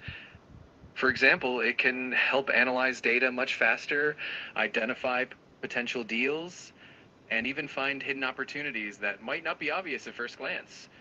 It can also streamline property management and help with things like optimizing rent prices or improving tenant retention. So overall, it just makes the whole process more efficient and effective. Okay, and define for everyone, what does potentializing mean? That's my phrase, but what does potentializing mean, and how does it benefit anybody that's involved with small apartments? Absolutely. Potentializing is all about unlocking hidden value and maximizing the opportunities that a property holds. When it comes to small apartments, potentializing means taking a property and finding ways to improve its revenue, reduce expenses, and ultimately increase its overall value. This could be through renovations, better management practices, or even leveraging technology like AI. It benefits everyone involved because it turns a good investment into a great one, creating more income and long-term wealth. Now, me pause this for a second. I hope that's coming through, and I apologize for the awkwardness of. I just want to get it, make sure it's being broadcast, and I think Larry would have told me if we're having any problems. So, who has some? Let's go. I'm going to hold back. I'm going to do some more interviewing. So we're going to pause the interview right now because I'm going to use it for another segments here. Let's go to the next slide, please, Larry. Now, I've got a new product coming out. It's not ChatGPT. It's Apartment AI. And remember, I was in the seminar business for 18 years. And here's my offer. We have now released a product. It's not yet out. It is. I'm going to be demonstrated to you a little bit later today. But we have trained it. We take all of my seminar recordings, all of my books, all of my newsletters, all of my mastermind sessions, all of my roundtables, all the content on our Vault resource on how to raise money, the multifamily success home studies. It's all been, the AI has been trained on 15 plus years of evolution of what we're doing in small apartments. And it's being trained over and over as we do our mastermind roundtables. It is now available. It's now called Apartment AI. If you want to get on the wait list, you can do it for free. Go to that webpage right now. You get first crack at it. It's Lance in a box. Think of it that way. So imagine you now have access to the expertise on your device. You have a question about what to do on anything? Here's your online coach right here. So it's Lance coaching you in a box. And that's where we are today with the technology. And so this is going to be having it released no later than July the 15th. But get on the wait list right now and get first crack at it.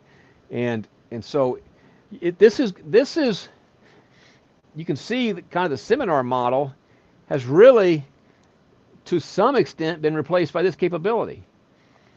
Is that because the information's there, it's just how do we gather it, how do we collect it? So wealthmastermindnetwork.com/AI, do that right now and get on the Apartment AI wait list. Larry, next slide, please. So who has some questions or comments? Who has some questions? Mary asks, can I still get into small apartments without using AI? Great question, Mary. Yes. I mean, I've been attending a lot of AI conferences. I think, of course, you can do it right now without AI. I am the, what am I? I'm the canary in the mine shaft here, telling you what's coming. It is coming faster and faster and faster. I'm telling you now because I want you to start preparing now. I don't want anybody to be made obsolete. And functions, people are always worried about job functions going to be made obsolete. Nobody's going to be replaced by AI, but you might be replaced by somebody who's using AI. That's what I want to make everybody sensitive to. So going back a moment ago, and I'm going to come back and take some more questions here. Remember I said, if you are not, let's say, so you say, well, I'm not doing anything in AI. And this is, I've been into now for maybe, this year, 2025. And let me tell you how I started by playing around with it. I was in my recliner at home, downstairs, and I was typing. I said, I had heard about ChatGPT. I found it. I downloaded it on my iPhone. It's free. It's got one box. It's like talking to Google. And I just, I had a search inquiry to do, and I typed in instead of going to Google, I typed in my question to ChatGPT. It gave me this very much more elaborate answer, and at the end, it asked me, would you like to know about blank? It was taking me to the next step. Google doesn't do that. And so that was my interest in the ChatGPT. And so from there, I started challenging it. I tried to break it. Okay, you don't know this. I tried to break it. It would come back with these fabulous answers. And then it would start asking me really provocative questions. If you haven't started with AI, that's where I want you to start immediately. Immediately, because it's changing that fast. It's changing that fast. So use it instead of Google. All right. Let's see. Tom asks, can AI help negotiate with apartment owners and brokers? Absolutely. Let me give you a real-time example. Let me give you a real-time example, Tom. So we had a mastermind in Houston, the group, it was early June. And one of our members, Emery, I don't know, Emery, are you here? Emery was in there with the group, and he had a project, a 14-unit property in Oklahoma, and we were running the Greenlight software on it, and the price they wanted didn't match up with the financials of the property, and the broker had pretty much volunteered that the financials didn't look very pretty. And so the way we typically approach those type of projects is we will one of the ways we will go in and want to operate the property first before we buy it. It's called a master lease option. And we have full control of the property, we make the improvements, we make the repairs, and then at some time in the future, when the property is more improved, we're able to give the owner a higher price that they're more happy with. And it's very much a win-win model. So we were discussing this in the mastermind. Everybody could see that's the model to go by. And so we crafted an email to the broker and asked her to allow us to speak to the owner directly. Of course, she could be on the phone. And we sent the email out right there from the mastermind. It came back, no, my owner won't do that. No. Well, how do you know? We haven't asked her.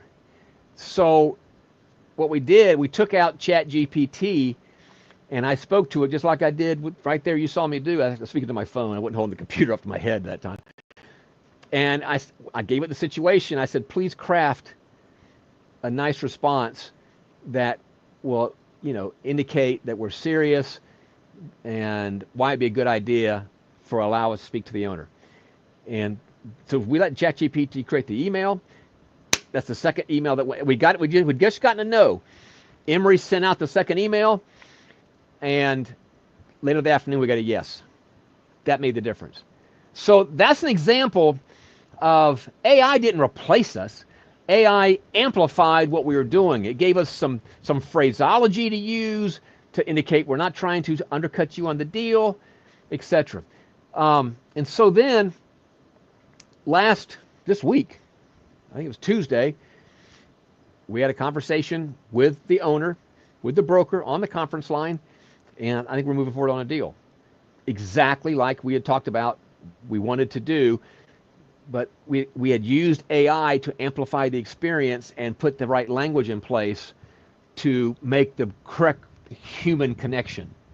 Because that cannot be replaced as a human connection. But how we get there can be amplified by AI. So there's a great, Tom, I hope that was a good example for you, because I really like that one. Thank you for asking that question.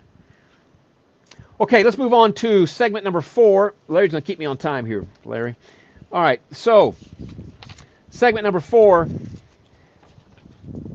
this is the reinvention. Remember I said I spent 20 years as an engineer. I spent 20 years as a seminar guy. So now I've reinvented the business to a platform business. I've pivoted. Let's talk about what that means. Next slide, please. So what's new here is all about the platform. Platform is what allows us to scale and not be a side hustle, which, by the way, I hate that word. You know, always talk about if you need more money, here's side hustles you can do. That's a job. Who wants to hustle? Nobody wants to hustle. So the platform is about scaling. It's about scaling without the workload. It's about collaboration. It's about AI amplification. It's about having all the pieces in place. It's about having the right people on your team. That's the reinvention we've accomplished now, and that we're officially launching here today. And the mastermind, when I did the mastermind, it has morphed into a mastermind and a network. The network means the ecosystem of people, of players we've put into it, and now it's even a marketplace, because we're taking some of the members of the mastermind are qualified to submit deals to the marketplace, certified Greenlight deals that the other members can pick up on, and these are how the deals are getting done. And there's fees being paid, there's equity being paid to those certified deal finders for bringing them to the mastermind. So it's all the ecosystem, which there's a network of players and a marketplace where the deals are coming in and people are finding deals. And that's what we mean by platform. And you've already heard me talk about collaboration. Now, what you haven't heard me talk about, let's define this, is there's two models. You've heard me talk about the landlord model and the asset manager model. Well, the landlord model, here's an analogy. Imagine that you want to make a living by making music. You want to be a musician, want to make money at it. Well, one model, you could be the one-man band. You know the one-man band. They strap the drum to their back. They got the cymbals. They got a harmonica in their mouth, and they got, I guess, cymbals behind their teeth, and they're just working their heart out on the side of the sidewalk, and they're working for loose change. That's the landlord model. They're doing everything. So here's my little one-man band. Here's my little landlord. This is the prop I always use. Let's let him chime in. Today is 20 years since I left engineering. What do you think about that? Give us some music. Let's give us some music. There he goes, working his little heart out. Working his little heart out for loose change.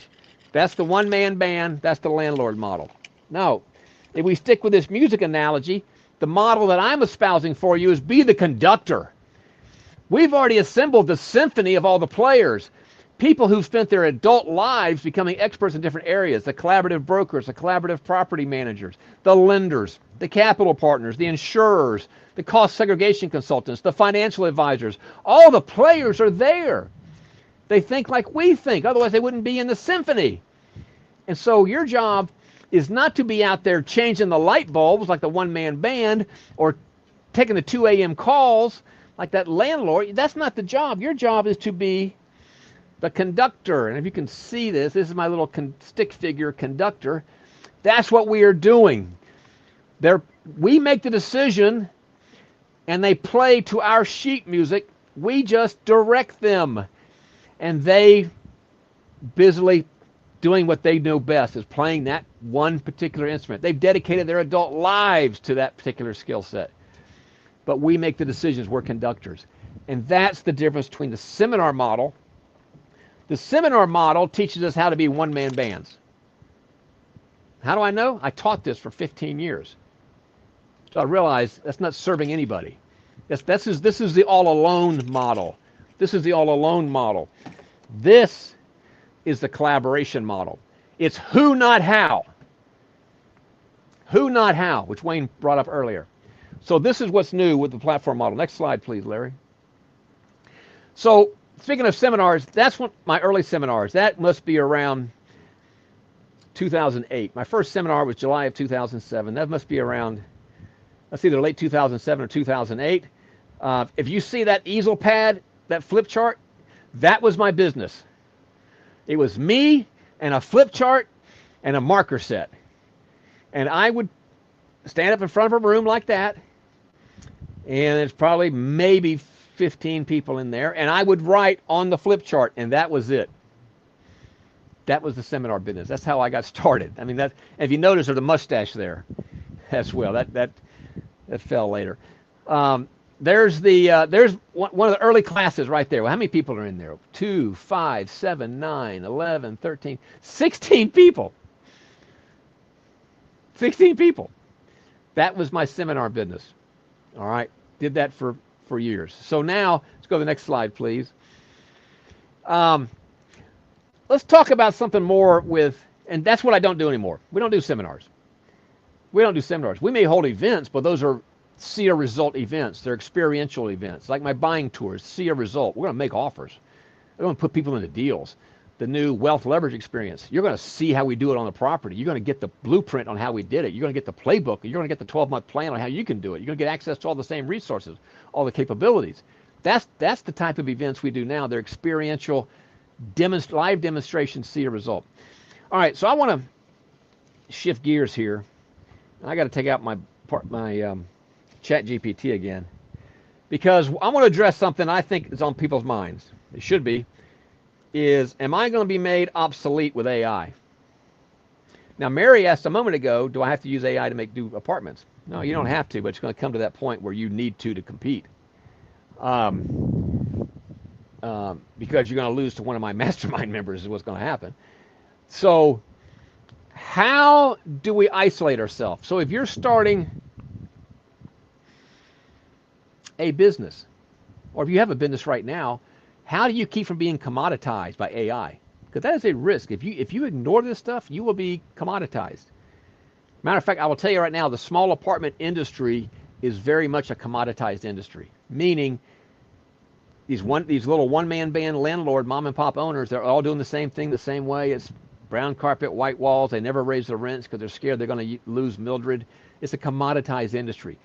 We're coming in and potentializing it, completely changing the rules, creating competitive insulation just by the fact that we potentialize, just by the fact that we focus on the experience for our residents. But now there's other ways we are creating a moat around our business. Think of a moat. If we have a castle, the moat was always around the castle. That was to help defend against the attackers. So you will find this conversation going on right now is how do we build a moat around my business or around my job to keep from being commoditized? And I want to ask ChatGPT right here. All right, so I got to bring the, sorry for the awkwardness of this, but let's go back to voice mode. Let's do it like this. Are you there? Yes, I'm right here. Let me know what you need and I'll be happy to help. All right, I'm still here with our viewers, watchers of the Freedom Through Apartments July 4 launch. I've got a question for you. How do we build a moat around any business or job to keep from being commoditized by AI? Building a moat to avoid being commoditized by AI really comes down to focusing on what makes you unique. That could be the relationships you build, the trust you establish with clients, or the specialized knowledge and personal touch you bring to the table. Essentially, it's about adding value that technology alone can't replicate. This might mean focusing on creative problem solving, offering a unique perspective, or building a strong community around your business. It's all about those human elements that AI just can't replace. Got it. So how does the Wealth Mastermind Network accomplish that? How does the Wealth Mastermind Network help build a moat around the members of it? Elaborate on that. The Wealth Mastermind Network helps build that moat by creating a strong community and support system for its members.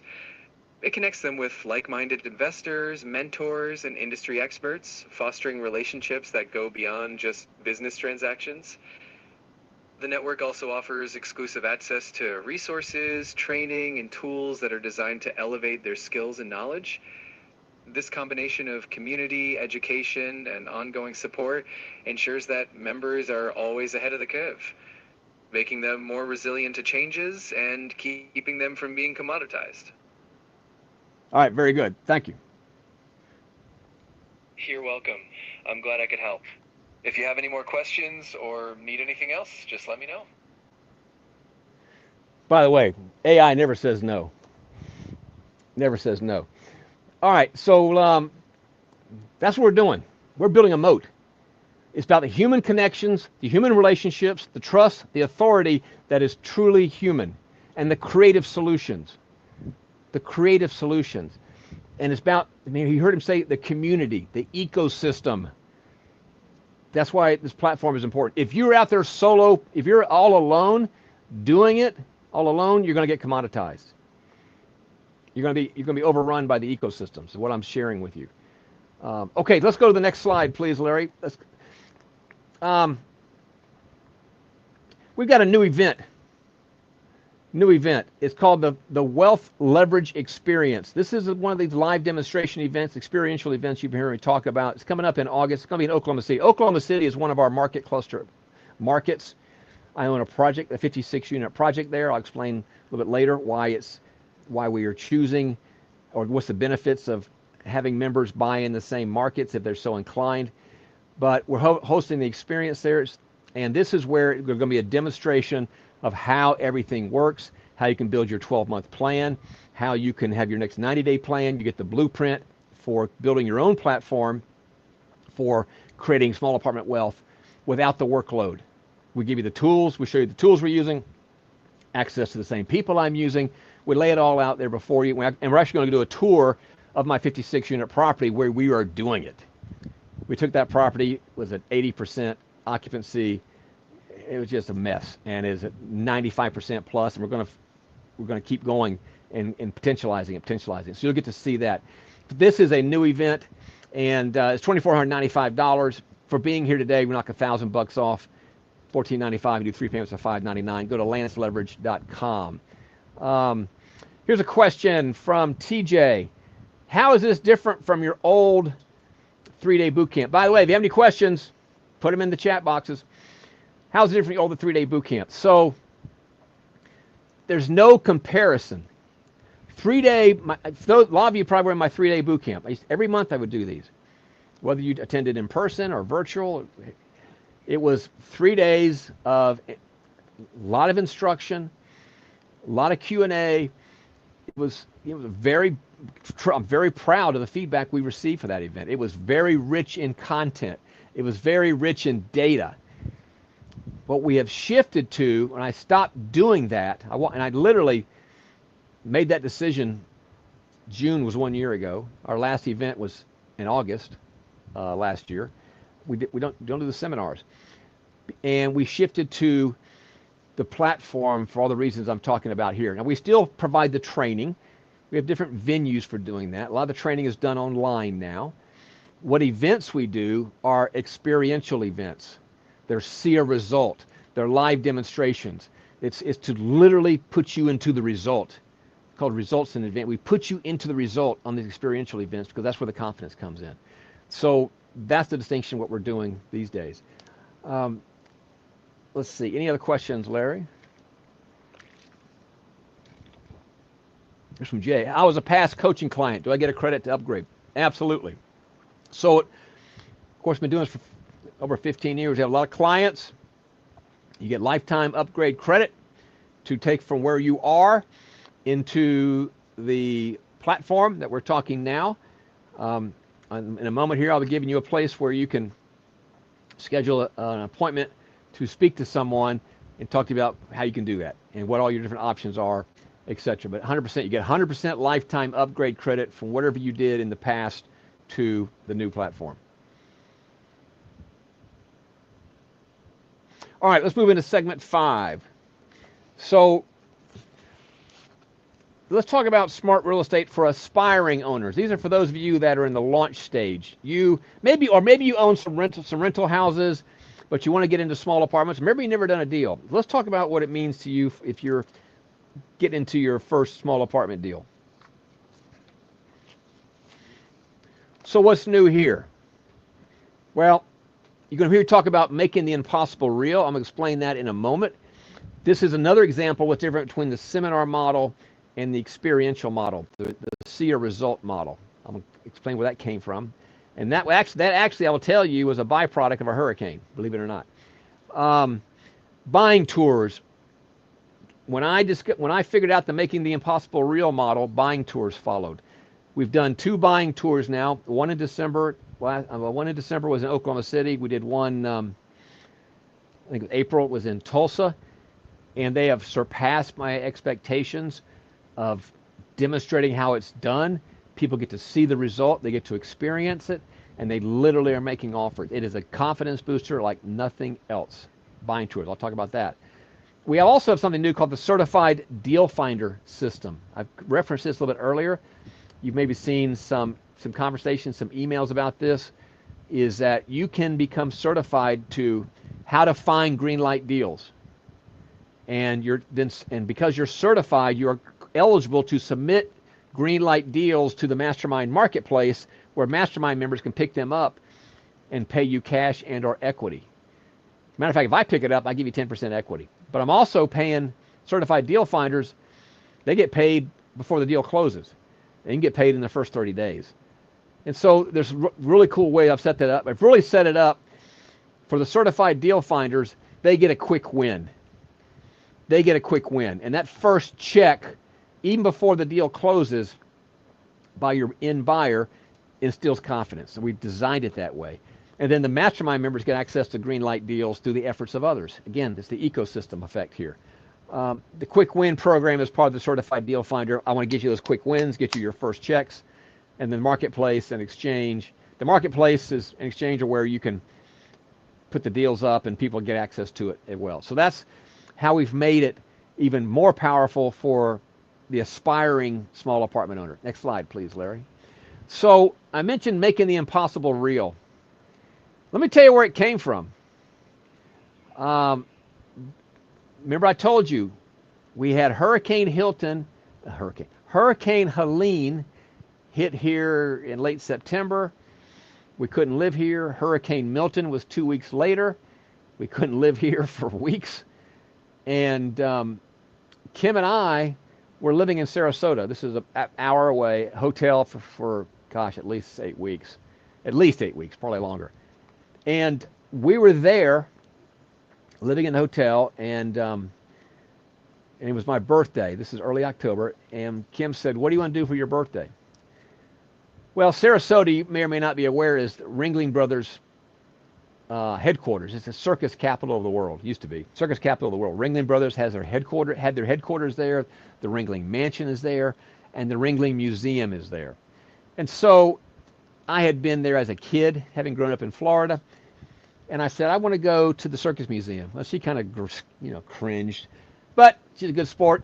After all, it's my birthday. We went to the Circus Museum. At the Circus Museum, for those of you that ever went to a live Ringling Brothers circus, inside where they had the 3 rings and the elephants and the lions and the bears, well, they had, of course, clown acts. And there was a clown that was famous. He'd drive out in this little tiny car. He'd come drive out to the middle ring, the center ring of the circus, and his long legs would come out, and this 6'7" clown would pour out of the small car. It was like, how did he do that? That's impossible. And it was just I remember this as a kid. Well, that picture, that clown's name was Lou Jacobs. The actual name, Lou Jacobs. That was Lou Jacobs' clown car. That's the actual car that he used in his act. And at the Circus Museum, they have it opened up, and you're welcome to get inside of it. So Kim and I are standing there looking at this little car, and I said to Kim, I bet I can get inside that car. She said, that's impossible. I said, that's impossible. There's no way you can get inside a car. That's impossible. Well, if I had used my old seminar training, I would have given her a lecture of how I could do it. I would have gotten my flip chart and drawn the sketch of how I was going to do it. But instead of doing that, that wouldn't have worked. So what did I do? I demonstrated it. I put myself inside of that car. She took the photo. There was no denying it. I did a live demonstration. I showed her the results. She saw the result. It was no longer impossible because I did it. What did I do? I made the impossible real. And that happened on October the 2nd, last year. And that's when it occurred to me, I'm making the impossible real. And that's what's important for us as humans. The way that we learn is we have to see it. We have to see it done. We have to have live demonstrations. And from that point, everything that I did was, I call it see a result. See a result.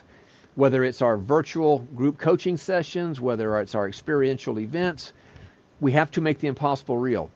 And so, go to the next slide if you would, Larry. One of the ways we did that is I announced the buying tours. That we were going to conduct buying tours. Never done it before. And we announced the first one was going to be in December, first weekend of December, last year, Oklahoma City. And that we were going to bring people in. We were going to line up. It's going to be a 2-day event. We're going to line up the properties to go look at. We're going to contact the brokers, have them meet us at the properties. We were going to bring in a collaborative broker that could bring us off-market deals. We brought in the collaborative property management team. We're going to allow them to meet them in person. We're going to put them on a bus, and we're going to drive around. We're going to let them walk properties with me, and they're going to be able to hear me talking to the brokers. And we're going to green light deals in the room, and we're going to talk about the deals in between the stops on the bus. It was a total designed to be a total immersion in the process of evaluating projects, green lighting them, walking them, speaking with the brokers, and making offers. Now, I had no expectation everybody's going to make offers, but I wanted everybody to see an offer being made. And I wanted everybody through the team, the collaboration, to participate in that process. So this was really my showcase, see a result event, buying tour. So we hosted it. Go back to one slide, Larry. That's actually us getting on the bus. I had the Chamber of Commerce out there. We took that photo of us getting on the bus. Let me go back, go to the next slide too, please, Larry. I'm sorry. So this is the way it worked out. If you see upper left-hand corner, we were in a conference room. We spent on day one in the morning, we introduced the team, the collaborative broker, the collaborative property management. They talked about Oklahoma City, where the good areas are, the not so good areas. We handed out a packet. I think we looked at 11 properties. There was a packet with information on all 11 properties that we were going to go, the tour order we were going to go into. We got on that bus. We started walking, and you can see up there at the top, I think that was like a 132 unit property. The one down below, that's like a triplex. To the left, that's a 60 unit property. And then on the bus on the right, between every stop, we're collaborating. We're talking, what'd you like about this? What was the opportunity? How would you potentialize it? Next slide, please, Larry. And then after the tour, on the end of, so we came back probably 4 o'clock in the afternoon on day one.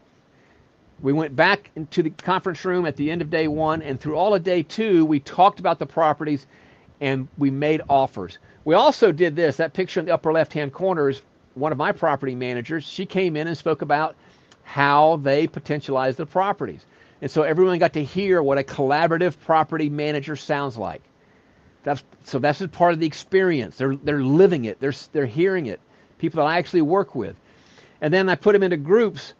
That group on the right, they're making offers. That's Andrew. There's a team right there in the foreground.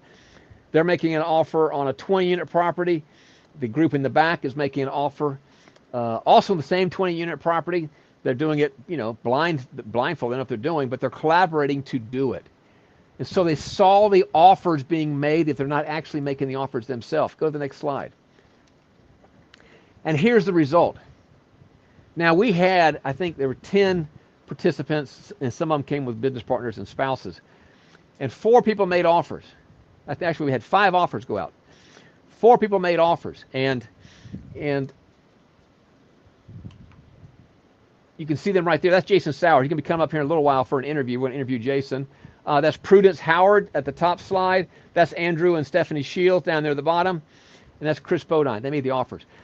No event I have ever done in 18 years of education ever had the impact as a confidence builder as that demonstration event.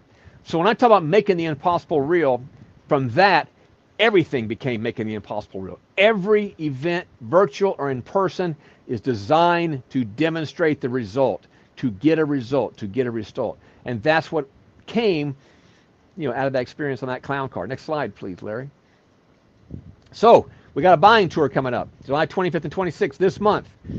And it's also, now we've structured it, when you join the buying tour, you're also going to become eligible to become a certified deal finder, because you got to know how to green light these deals. Whether you do it for yourself, this is an intense, we work with you closely so you can submit these green light deals, you know how to green light deals, and then the buying tour, you get to evaluate them in person. You walk the properties with me, my collaborative broker, my collaborative property management team.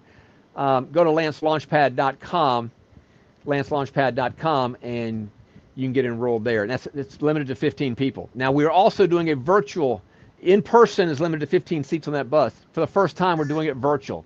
You can watch it virtual now. lancelaunchpad.com. All right, what questions do we have, Larry?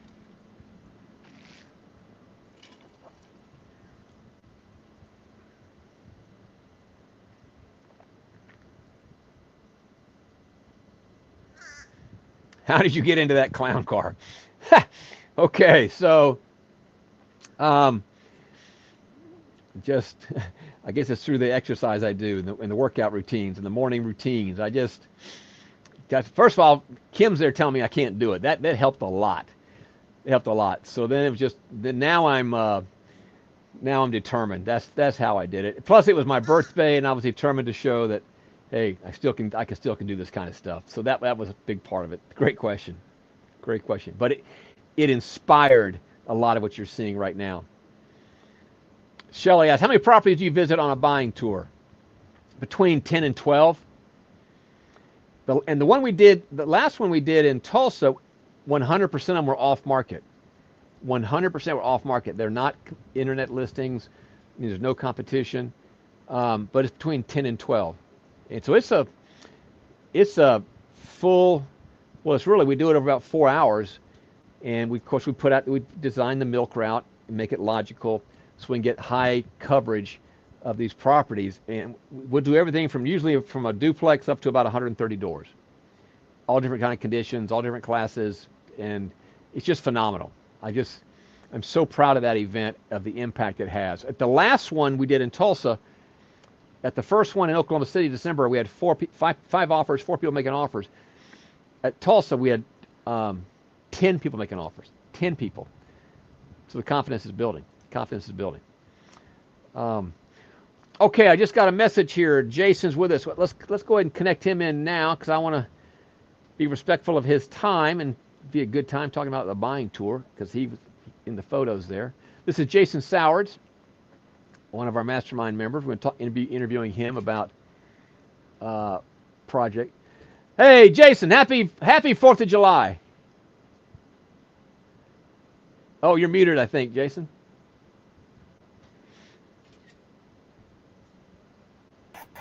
There we go. Rule number 1, turn on the mic. Well, happy 4th of July. Hey, you too. Hey, thanks for joining us here, beachside. And I was just talking about you, so this is perfect timing. I showed a photo. I don't know if you were in the green room. Did you see the photo I had of you with the red banner from the buying tour back in Oklahoma City in December? I did. So I know you have that, framed by now, hanging up in, proudly framed in your office. So I've invited, for everyone, I've invited Jason here to talk about his experience with small apartments and do a short interview with him. And so thank you for taking time away from your 4th of July. Jason, first of all, tell everybody, where are you broadcasting from right now? I'm in Hollister, California. California. All right. So you are the proud owner of an 11-unit property. And let's before we go there, tell everybody your background. What is your background professionally? What do you do for a living? Well, my jobs have been many and varied. I was in the financial industry for a while as a financial planner, or working with one. So I had a Series 6, a Series 63, a Series 7 license, got a life license. Eventually, I went on and got a real estate license. So people asked me what I did. I said I collect licenses. So, and what are you doing these days? I've been past 25 years or so. I've been in commercial real estate. We full service brokerage, but mainly we do management and leasing of shopping centers, office buildings, industrial parks. All right, and but no small apartments, as I recall, right? No residential. Okay, so what prompted you to, I don't know, to just decide you wanted to get involved with small apartments on your own, small apartment ownership? I'd been since about 2016. I was getting into the real estate business for just my own portfolio. Started with some different programs. I was doing fix and flips. Did you lose me?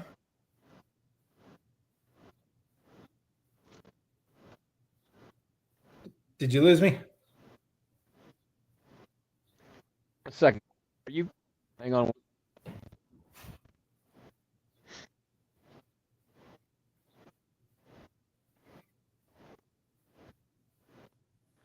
Am I broadcasting now? I can hear you.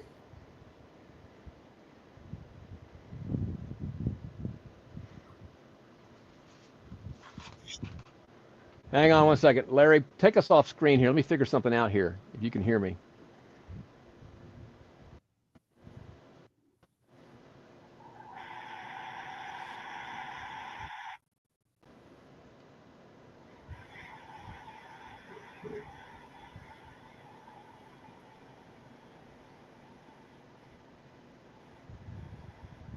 Testing, 1, 2, 3.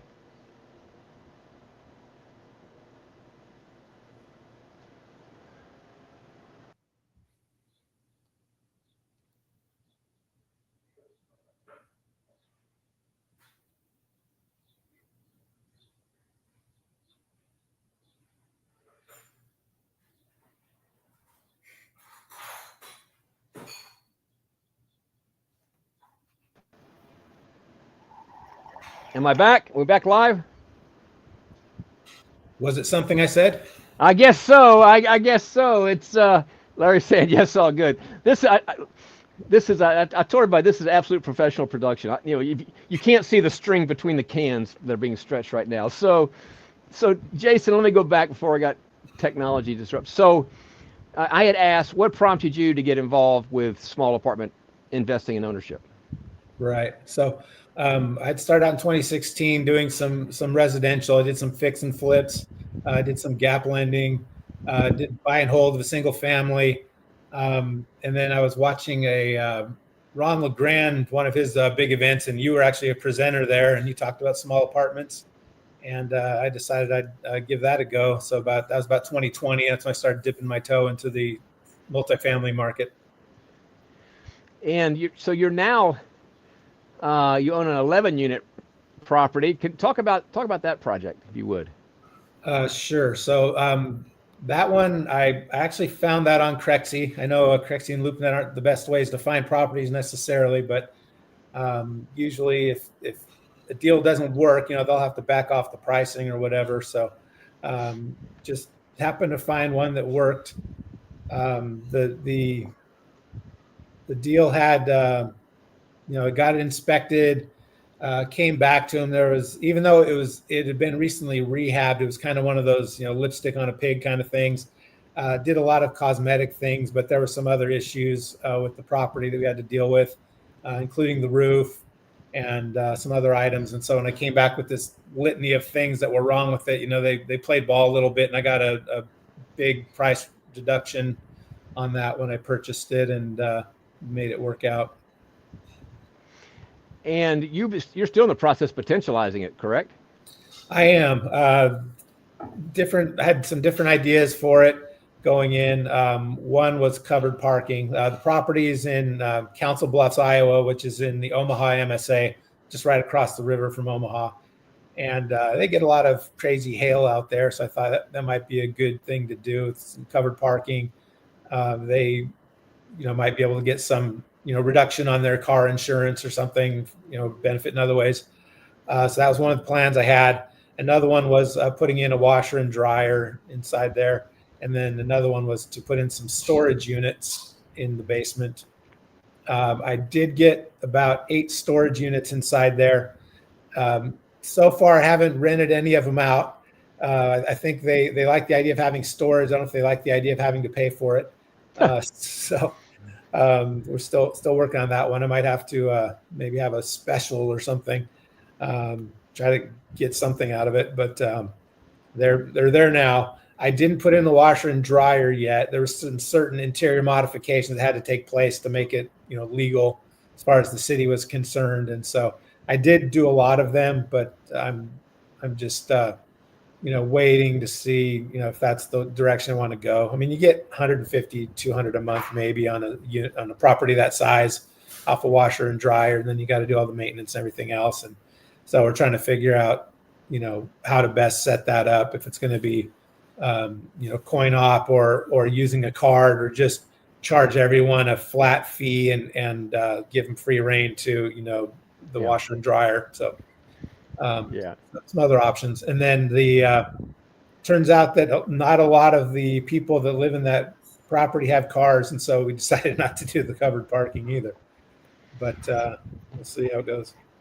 So by the way, I would lump the storage. I just raise the rents and just advertise the storage as part of the experience instead of. We're doing that right now too. By the way, we're doing the same thing. We could do that. But you're sitting there in California. You got a property you own in Iowa. My gosh, how do you manage a property in Iowa from California, Jason? I hear people asking that question right now. I tell them not to call me after midnight their time. No, I'm just kidding.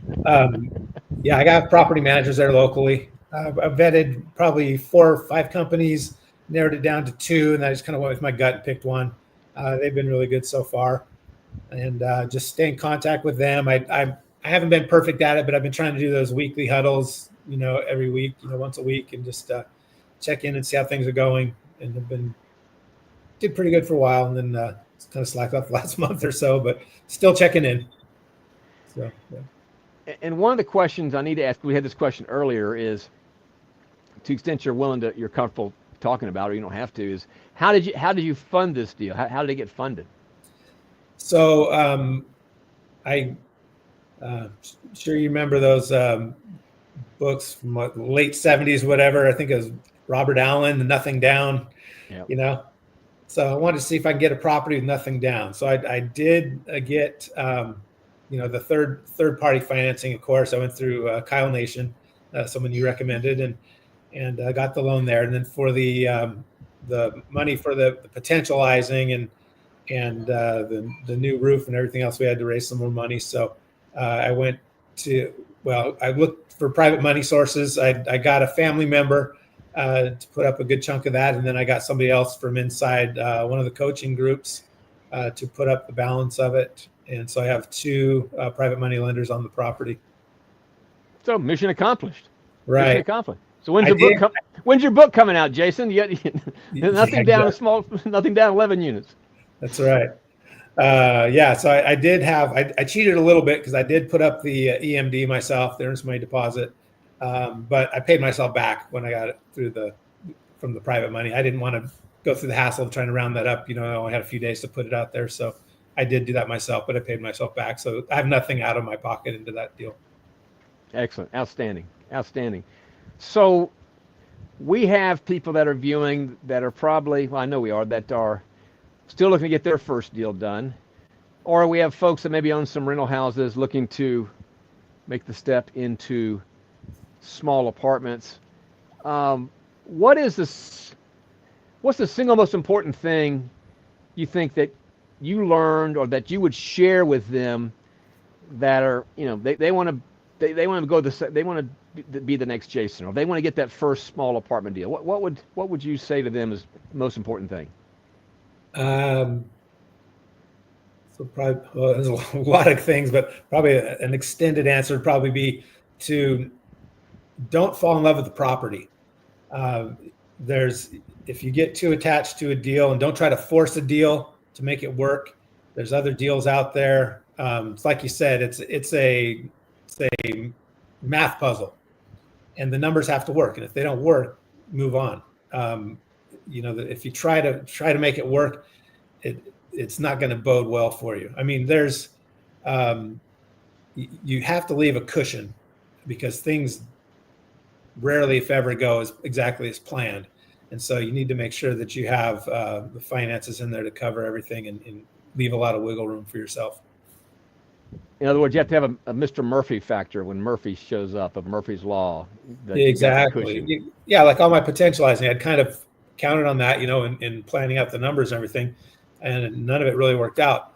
But I was able to, the areas in housing shortage, a lot of people want to live there, and I was able to bump the rents up, 10% in the first year instead of the 3% that you figure. So I'm like already 2 to 3 years ahead of schedule on the rent increases, and so that's kind of saved my bacon a little bit on some things. All right. Well, congratulations, Jason, and it was fun being there alongside you when we did that inspection. When I remember being very cold. Yep, January in Omaha, right? It's yeah, true. Yeah. That's and no, you're just doing a super job, and continue doing what you're doing. Wish you all the best, and again, thank you so much for sharing your time and your experience to everybody here on your 4th of July. You bet. Thank you. All right, take care, Jason. See you.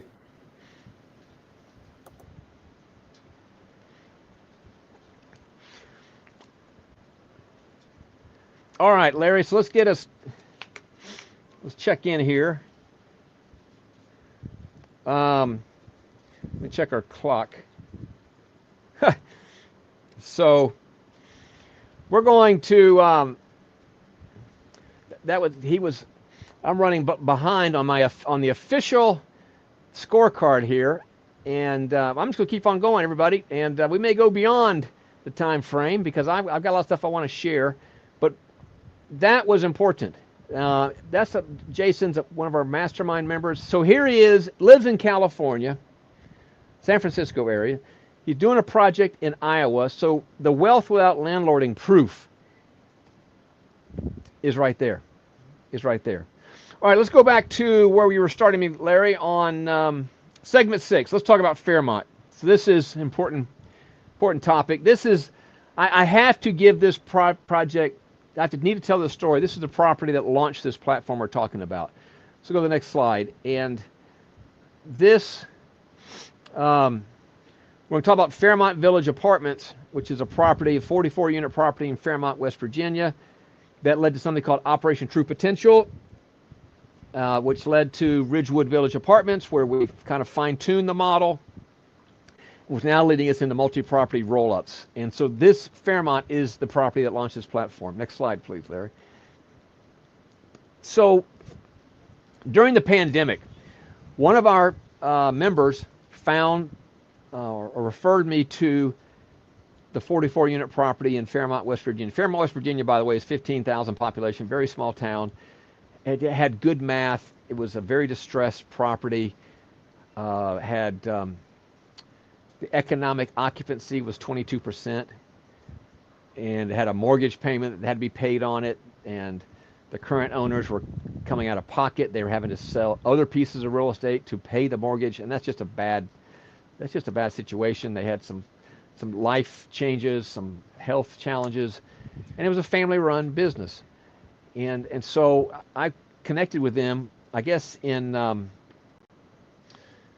fourth quarter of this 2020, right in the middle of the pandemic. Remember, masks, social distancing, and what I ended up doing is acquiring it, taking over the property in the last few days of 2020 on something called a master lease option, which means I took over the operations, and I was going to improve the property, put my money into the property, run it, improve it, and then have an option to acquire it sometime over a 5-year period.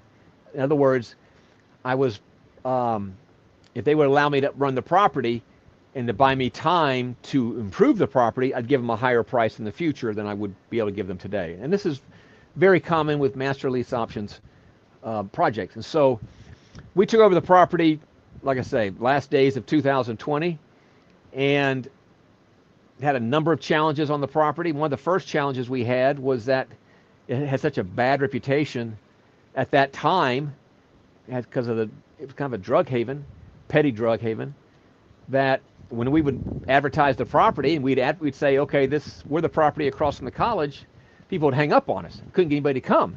Just terrible reputation. So that prompted a creative solution, is that we decided to host a grand opening and to show the people in the community, the influencers, all the good work we were doing on the property. And they would share our plan with those influencers, and the influencers would take the message back into the community, and that would pave the way for people, say, hey, there's something new happening over there at the apartments. And we'd never done one before, and so this idea of a grand opening, we'd never done one before, and so we put it together, and we decided to do one, call it a 90-day grand opening. It'd be a soft grand opening. It's 90 days after we took over, so we scheduled it for March, put together my team, and we invited the governor, the mayor, the city council, people from the VA, because we had veterans living there. No, they weren't a problem. A couple of vice presidents from the college. It's across the street from a beautiful college, Fairmont State University. And we of course invited the Chamber of Commerce, and the Chamber of Commerce were going to bring the media, and we hosted the grand opening. And at that grand opening, everyone came. People said they're going to come. The mayor showed up. The mayor came. The media came. The Chamber of Commerce came. The vice presidents from the college came. All these people came, and we showed them at the grand opening. As I was talking to the mayor, I handed out one piece of paper. Here's our plan. And And they were kind of blown away that we had a plan for the property. The lady from the VA literally told me, you've brought hope back to this community. You're exactly what this community needed. And it just really impressed me, this impact we were going to be able to have on this small property and the small community by the plan we had in place. And basically, it was a potentializing plan. And so at the grand opening, that's the media coverage I had. There was a news crew there. I made the evening news that day. I talked about the progress we were making. There was a there was a newspaper journalist there. It was in the newspaper that day. And it just kind of blew me away, the impact having this soft grand opening would have, and the attention it would get, in that we were going to be able to improve the situation. Go to the next slide, Larry. And in preparation for that grand opening, I had to decide, what's my message going to be? What can I talk about? Well, I had from my engineering days, we would talk about taking a refinery to its true potential. That's what we did with the computer. We would optimize these operations, and we would take a refinery to its true potential, and we would get a greater value out of it by transforming how things were done. And so I had this idea of true potential, and I felt like what we were doing at this Fairmont property is we were taking it back to its true potential. We could see it. Nobody else could see it, but we could see it, so we're going to take it back to its true potential. And I created a logo going into the grand opening. I have a graphic designer, and I said, I need to come up with a name for what we're doing. And we had veterans, great gentlemen, these veterans living in the property. And of course, you've heard of Operation Desert Shield, Operation Desert Storm. And so I decided we're going to name what we're doing here Operation True Potential. And I had a logo made, and you see the logo on your screen. You see the logo on my hat. And we were giving these hats away at the grand opening, and had the mayor was wearing a hat, people wearing hats, and so through that effort, and once we had the grand opening, it had the desired effect, because they were so impressed. We were in the media. We could share that on social media, the news coverage. The influencers were carrying it back, and people start talking. There was a little buzz created. Are you seeing what's happening on those apartments across from the college? And so now, when we were doing our advertising, people would come to see what we were doing. And we quickly took that property ultimately to 92%. So we took it from 92% to 92%, 22% to 92%, converted it from drug haven to workforce housing, families living there, completely transformed that property, and it had a ripple effect and transformed the whole community around it. I mean, it was very much a blight on that little community, and it completely transformed. So that's the property that launched the platform, because when we did that, I had the training business. I saw what we could do in the most challenging of conditions. We're in the middle of the pandemic. We're 1,300 miles away. We're starting with a really very challenging property. And by the way, I'm not suggesting anybody cut your teeth on a property like this, or even necessarily do a property like this. I took it on in the middle of the pandemic because I was frankly bored, and I wanted to see what we could do. By this time, I was 20 years into apartments.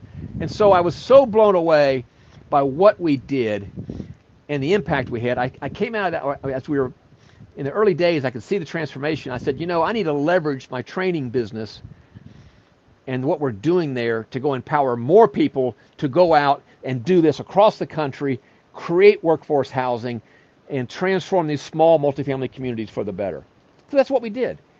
And so that's when I created the beginnings of the Wealth Mastermind Network. It was out of this little project. This was our pet project. This was our baby. Just the lives we impacted, the transformations we made.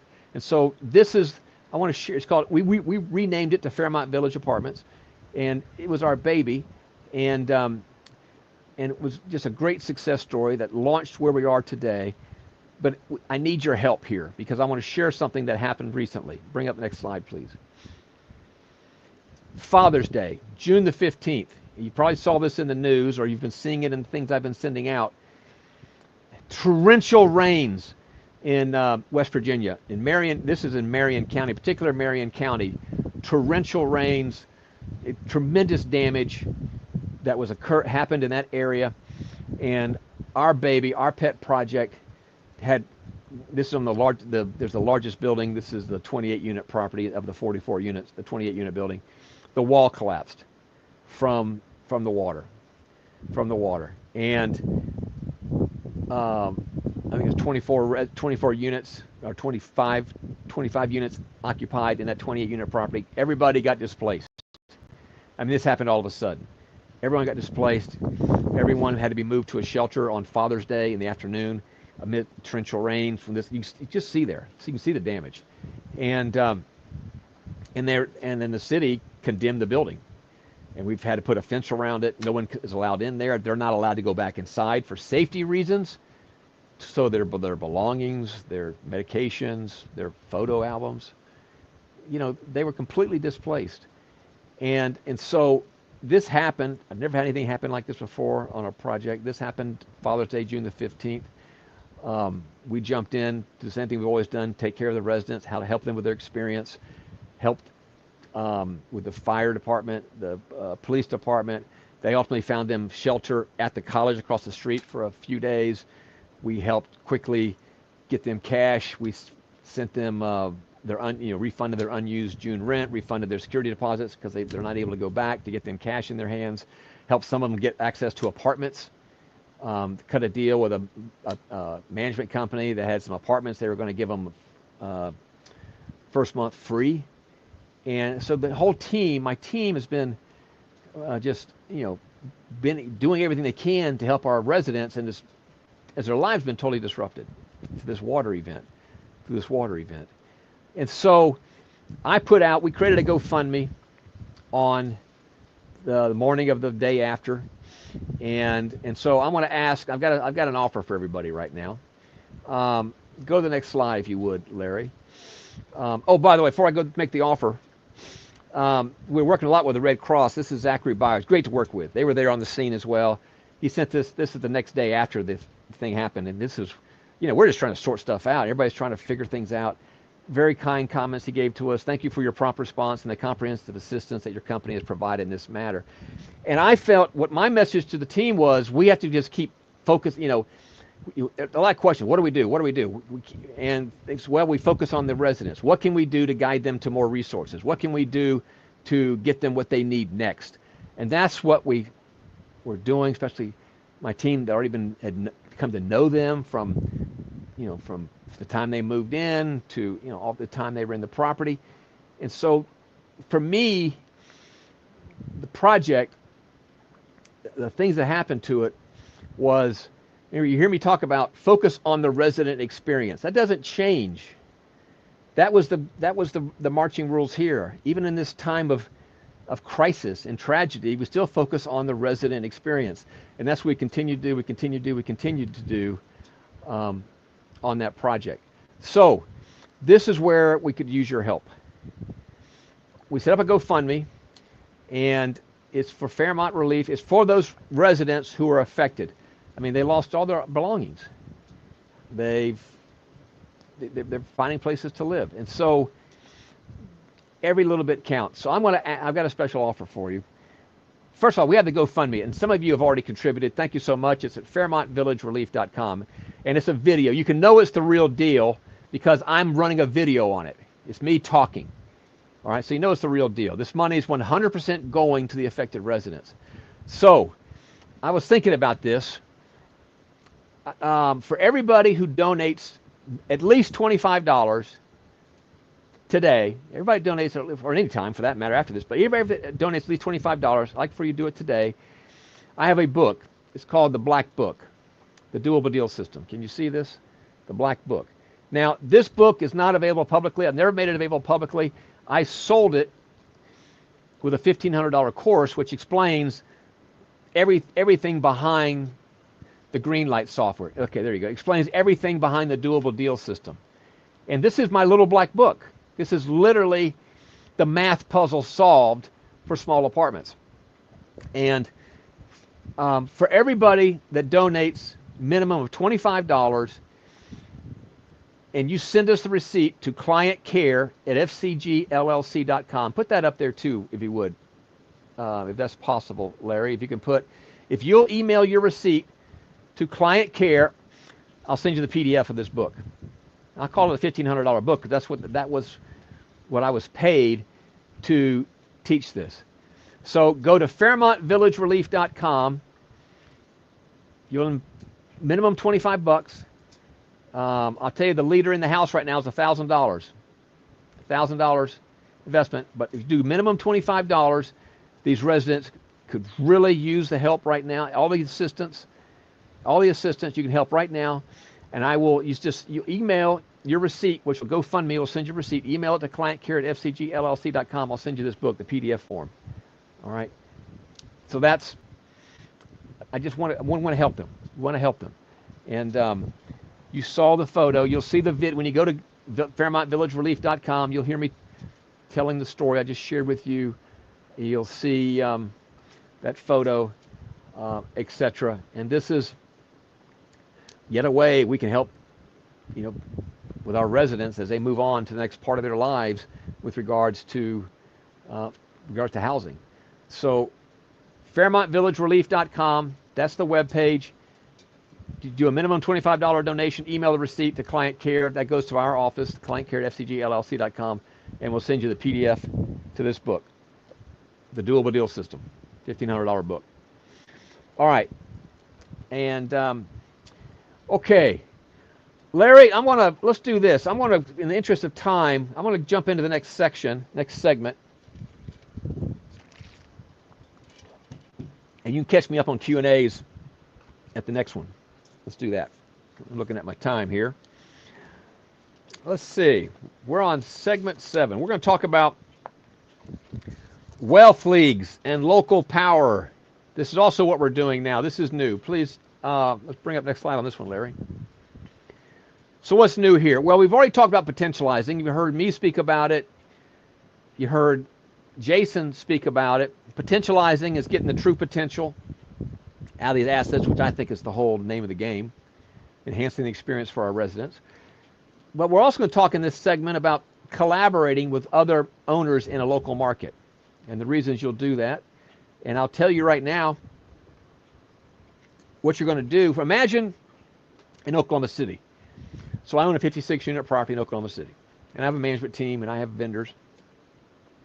Well, imagine if you owned a 10-unit property in Oklahoma City, all by your lonesome. You are all alone. You can't afford to have an on-site management person. You can't afford to have an on-site maintenance person because you're too small.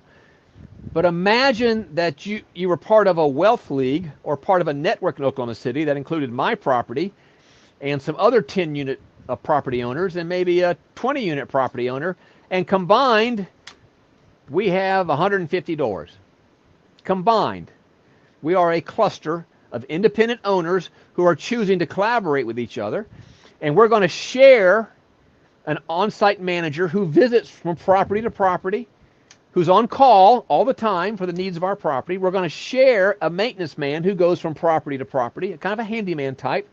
And we're going to collaborate to make his full-time salary, but we only pay for the portion we use at his rate. So we're getting dedicated staff at the lowest possible rate, and we're saving ourselves money. And we're creating basically a fractional staff. We're getting economy of scale savings. We can leverage our buying power. We can take our 150 doors and use that for buying power to get discounts on paint and carpet and all the materials we need. And that also saves us money. That's more economies of scale. And then we can collaborate on local knowledge about how to raise the bar in comparison to all the other commodity owners around us. And so this is what we're doing in Oklahoma City. It's what we're doing in Tulsa. I call them wealth leagues, where you're alongside like-minded people who are in the game, and you're collaborating to figure out ways to outshine the commoditized rest of the world out there. And it creates advantages. Now, the other advantage it creates, when it comes time to exit, if you so choose, if you sell the 150 doors as one portfolio, even though there may be 4 or 5 owners, if you sell it as one portfolio, the more doors you put in that portfolio, the higher price per door. You get a multiple as you get bigger and bigger. Get bigger and bigger. So you can create value just by the collaboration if everybody chooses to exit together. And so this is why you hear me talk about buying tours Oklahoma City and Tulsa, because we are starting these clusters, these wealth leagues in those markets. Now you can do that informally, those collaborations. If you do it formally and put the properties into a common LLC, that's called a roll-up. And that's another way to scale that we're doing with each other, is rolling properties up under this roll-up, and everybody participates in the equity share. So let's go to the next slide here, please, Larry. So we talk about potentializing. I want to give a quick example. This is my property in Oklahoma City. There's a before and after. That's the kitchen. So the before, that's what, when I bought the property, that's exactly what they were renting, just like that. Stick down tiles, old Formica countertops, white plywood doors. On the right-hand side is the same floor plan that's the after picture that's been potentialized. It's got luxury vinyl planking. It's got handles on the doors. It's got updated faucets. It's got agreeable gray walls. And which would you rather live in, the before or the after? Well, the after. Which one would you pay more for? The after. And so we get a $100 rent premium on the after, and it takes $5,000 to go from before to after. That's an example of potentializing. Now, we just make the decision of what we want to do. The property management company, they coordinate the contractors, they raise the rents, they handle all of that. But we are raising the experience for our resident. Did the same thing at Fairmont. Fairmont was worse shape. We put in luxury vinyl planking. It's the same model over and over. So this is an example of potentializing on your individual properties. Next slide, please, Larry.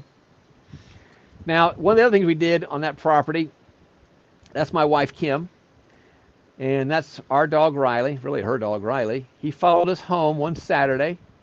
We were living in Houston, and he was a street dog. Somebody had dropped him off in the neighborhood. Kim fell in love with that little guy, and that dog became her baby. Matter of fact, he eats better than I do. And so I quickly saw the power of dog ownership and how dog owners love their dogs. I was introduced at Ridgewood. They were, at the time we took over, they were pet friendly.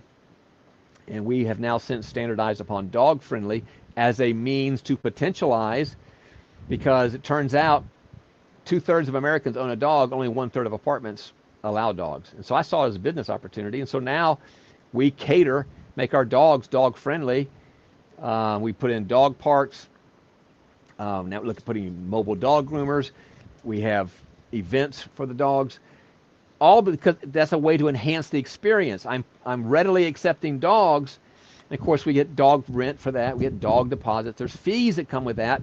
That's another example of potentializing. We did, based upon what I saw Ridgewood was doing, and I saw the effect this little guy had on my wife, we did the same thing at Fairmont. And so this is another example of potentializing. Next slide, please, Larry. And then, just like we learned to do at Fairmont, this is 1 year later. I acquired this property after Fairmont. We did another 90-day grand opening, got the Chamber of Commerce involved. We had, in 90 days, we had completely transformed the exterior. We had run off some bad element there. We'd gotten positive feedback from the neighbors, who said they haven't seen as much activity in the 25 years they'd lived there. The police said all the call traffic was dramatically down, and we hosted the grand opening. And again, you got the scissors. That's Kim and I cutting the ribbon, because we do this to share. This is what's different about what we do, right? We are here to potentialize. This is not a commoditized industry. This is enhancing the experience for the residents. We're here to say, here's our plan, here's what we're doing differently. And that's what we're doing through the Wealth Mastermind Network. And that's how it's a movement that I'm looking to create of small apartment owners who are simply doing it better, doing it differently, doing it better, because it's better for the residents and it's better for these small apartment businesses. It started with Fairmont, but it carries over to everything we do now. We do the grand openings because they're just good business, and it gives us a presence in these wealth leagues. Next slide, please, Larry. So I've got an offer here in this segment. Apartment Alchemy. This is 50 ways small apartment owners can boost their cash flow and their wealth. This has over 50 ways to potentialize. Now, I call it alchemy because I had one of my mastermind members one time said, Lance, it seems like you're making money out of thin air. In effect, that's what forced appreciation is. We enhance the experience, we deliver more value, we get more value back. Alchemy is the old experience in the Middle Ages. They were trying to convert lead into gold. We're doing with small apartments. There's 50 ways. These 50 ways were developed in a mastermind session. That's how powerful this collaboration effort is. It took all of 20 minutes to come up with 50 ideas. So this explains the apartment alchemy method. Get the book for free, just pay shipping and handling. I'll send this to you. And this will, if you are a small apartment owner right now, if you're looking to, if you just got maybe hit hard with your insurance bill and you need to raise your revenue in order to cover your insurance bill, go pick just one idea out of here. This will do it for you right now. If you're looking to evaluate properties, evaluate it against the possibilities that exist in the 50 ways list that you're getting here. freealchemybook.com. Larry, let's catch up on some Q&As. What Q&As do we have?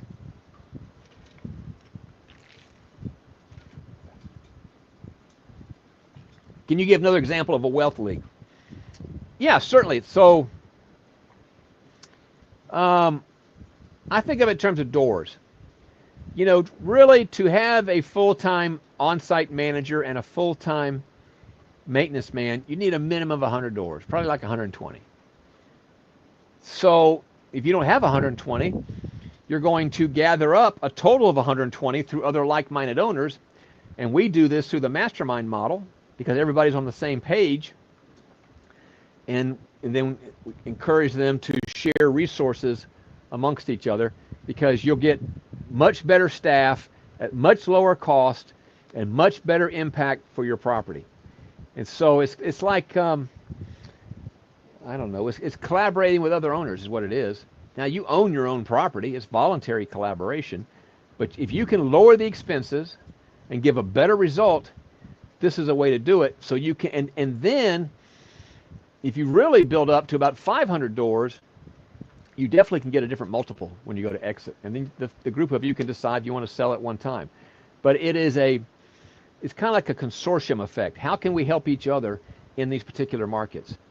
And sometimes people ask me, well, aren't I creating my own competition? No, your competition is everybody else out there. The people that are running the commodities. What you're going to do, because you're like-minded with the other owners as part of this wealth league, is you're going to, together, you guys are going to raise the experience so you are the premier offering in that wealth league market. That's what you're doing through the collaboration. You're competing with the commoditized owners. All right, let's see. Keith asks, how often do you come across difficult properties like Fairmont to be able to make money on them? Well, I just shared with one with you that we have this week. It's a 14 unit. And by the way, I'm not suggesting Fairmont you cut your teeth on. Let's be clear about that. That was a very, very challenging property. But the 14 unit we're looking at, I think it's around low 70% occupancy. It needs some capital put into it and just a lot of things to be done to it. And frankly, I'll share this with you. You hear people talk about distressed properties. Properties are rarely distressed. The ownership is what gets distressed. The owners are not sure what to do, or they don't have the time to do it, or they don't have the capital to do it. They're over leveraged by time, or they're over leveraged by capital considerations. They start for a lot of reasons. And so you can find these properties all over the place. And they're operating their properties like a commodity. And so that makes them even more susceptible to competitive pressures. I feel like we are a category of one because we don't do it the way anybody else does. We do all these creative ways to create a category of one product. But anyway, go back to your question. Those projects are all over the place. Once you start looking for them and realize the ways that you can collaborate with the owner to improve the property and give them a better price in the future, which is basically what we're doing. It's a win-win.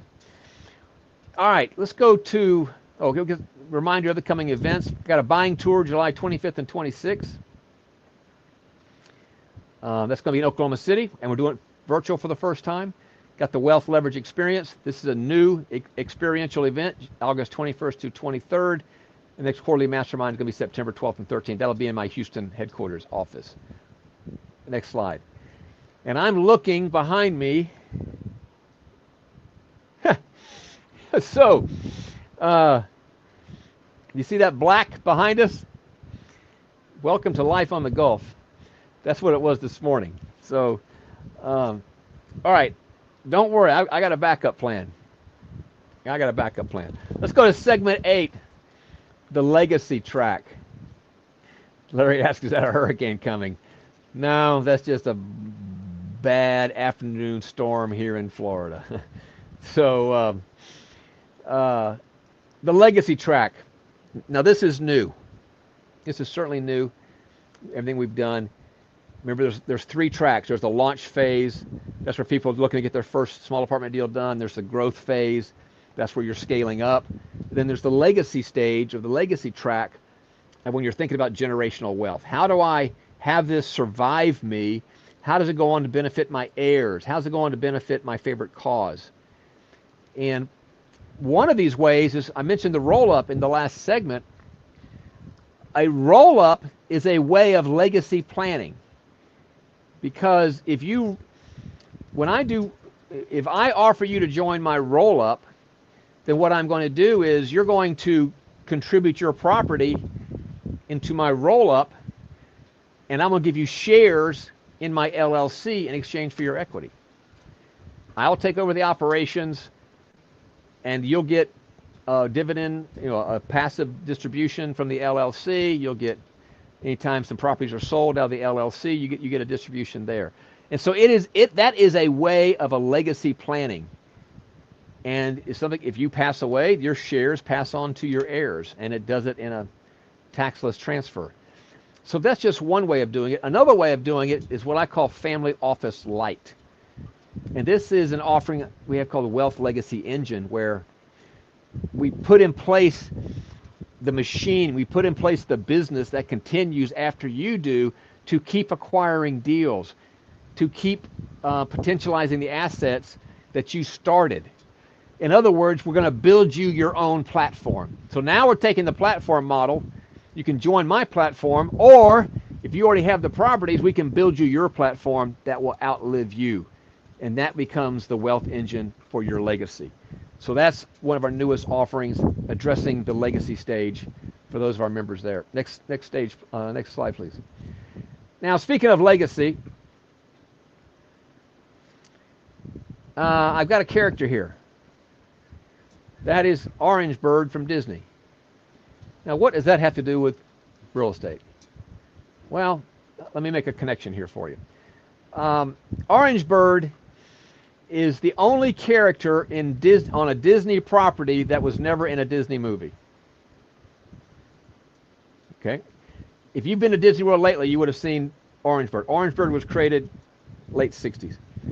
So what's the significance of this? Well, the Orange Bird character was created by, go to the next slide, I should say the Orange Bird character was a byproduct of what this gentleman right here did with Disney in the Florida citrus industry. His name is Tillis Edwards. That's my grandfather. And we're talking about collaboration.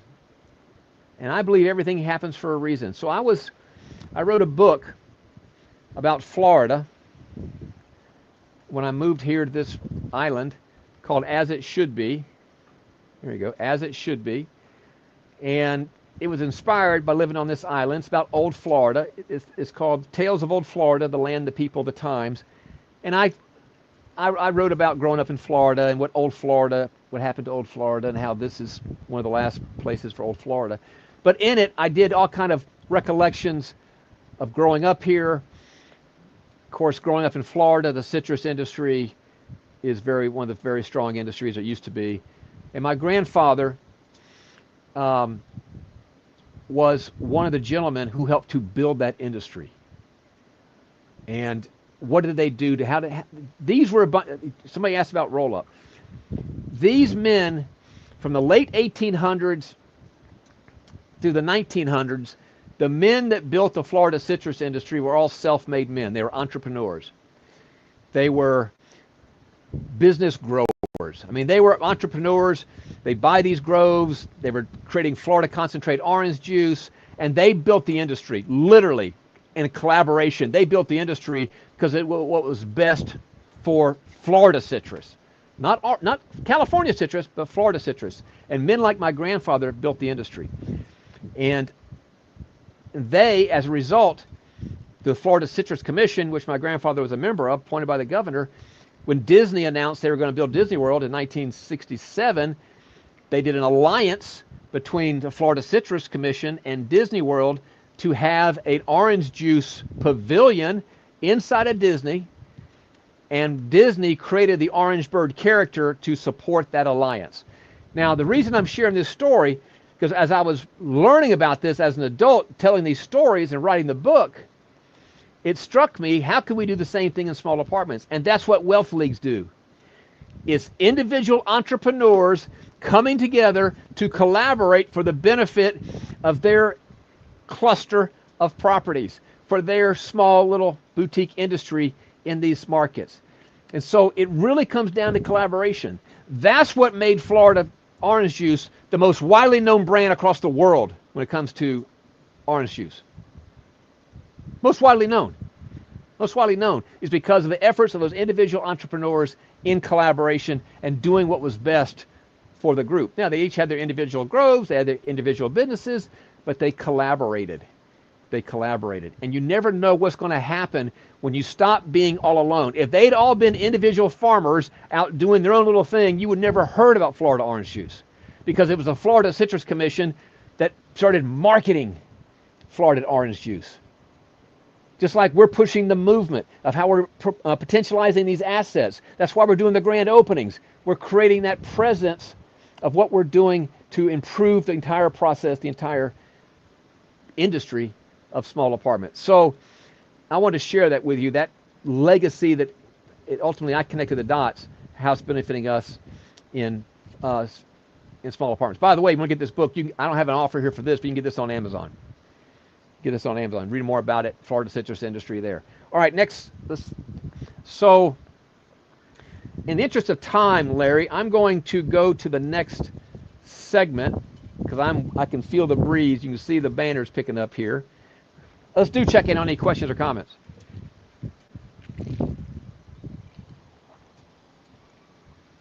I do want to get to my demonstration.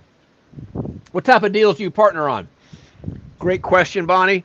It's green light deals, small apartments, and currently what I'm doing, it's got to be in one of the markets that I want to work in because I'm building up the Wealth League. I'm very much wanting to create that presence of my properties clustered alongside with the members, so we're sharing the resources. So wherever you see me doing the buying tours is where I'm buying properties, and you can partner there, or you can be a certified deal finder and bring me the property. I pay 10% equity, just bring me the property, and I give you a $25,000 mastermind credit. But that's what we're doing. I want to see that built out. All right, Larry, let's go on to this next segment, smart real estate for busy business owners. So the last segment was about those of you aspiring to own rental properties. Many of you, I know a lot, are small business owners, and you want to own real estate, but time is one of the elements for you. Not having the time, or not wanting to have the workload. Well, that's the old model. Remember, this is wealth without the workload. So what's new we're doing now, we're doing partnerships. Bonnie just asked about partnerships. I do done with you partnerships. It's called the Apartment Ownership Accelerator, where I will work with you on your own deal to put you into a property, and I get a piece of the action. So that's a partnership there. There's done for you partnerships. Well, we'll do it for you. That's called Acquired Wealth Concierge Service. It's a white glove service that we're offering. But there are more partnership offerings that we're doing, because that's what, and oftentimes many people need, either to get started or to expand or to scale. And so all kinds of different partnership flavors that we're doing now. And agency financing. I'll talk about this real quick.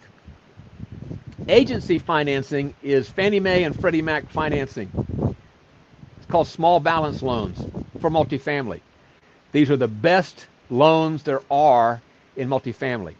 The best. They have the lowest interest rates. They have the longest amortization schedules. They're non-recourse. You don't personally guarantee it. You can do interest only for extended periods of times. You have no balloons. It's a set it or forget it. These are the best loans. And it's known as agency financing. And to get agency financing, you need minimum of a $1 million loan. You'd have a certain minimum level of experience with multifamily. You'd have a certain net worth, a certain liquidity, certain credit score. Well, if you're just getting started, if you're a busy business owner looking to get your first deal done, or if you're just an aspiring owner looking to get your first deal done, you say, I don't have the experience. But what agency financing allows you to do is you can borrow the experience. You can borrow my experience to get yourself qualified. You can borrow my financials to get yourself qualified. You can borrow my credit score. And we become partners in the deal, and that's the way the agency financing is done. And so I am co-sponsoring the deal. I'm on the LLC with you, co-sponsoring. This is what we're also doing new.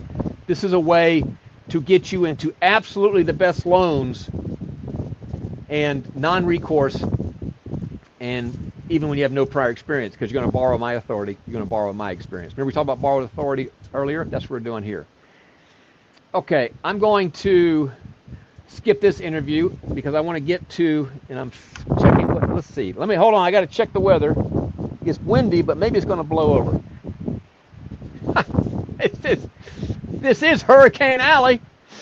We are a hurricane magnet here. So listen, if you want to learn more about partnerships, book a planning session. Go to the page here, wealthmastermindnetwork.com/plan.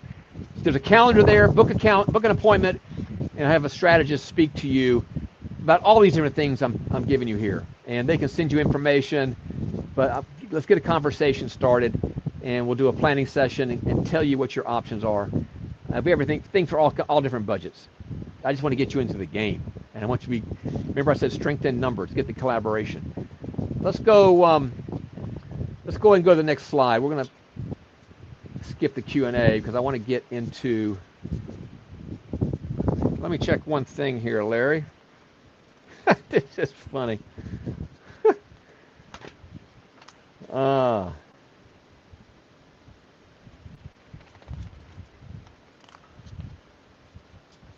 Okay, just checking. Speaking of authority and borrowed authority, this is what's also new, creating authority without experience. Everybody thinks you have to have experience to have the authority. No, you don't. Thanks to the platform, we'll create your authority by letting you borrow ours. Let's go to the next slide here, Larry. So this is what's new here. We are taking an active role in building your web presence as a small apartment entrepreneur. We evaluate your web presence. We're going to build your web presence for you. We build authority sites. Authority site is like your credentials in a website. You have your own website. Your credentials include you're a member of the Wealth Mastermind Network. You can borrow the authority. You can use our language. You can present yourself as such.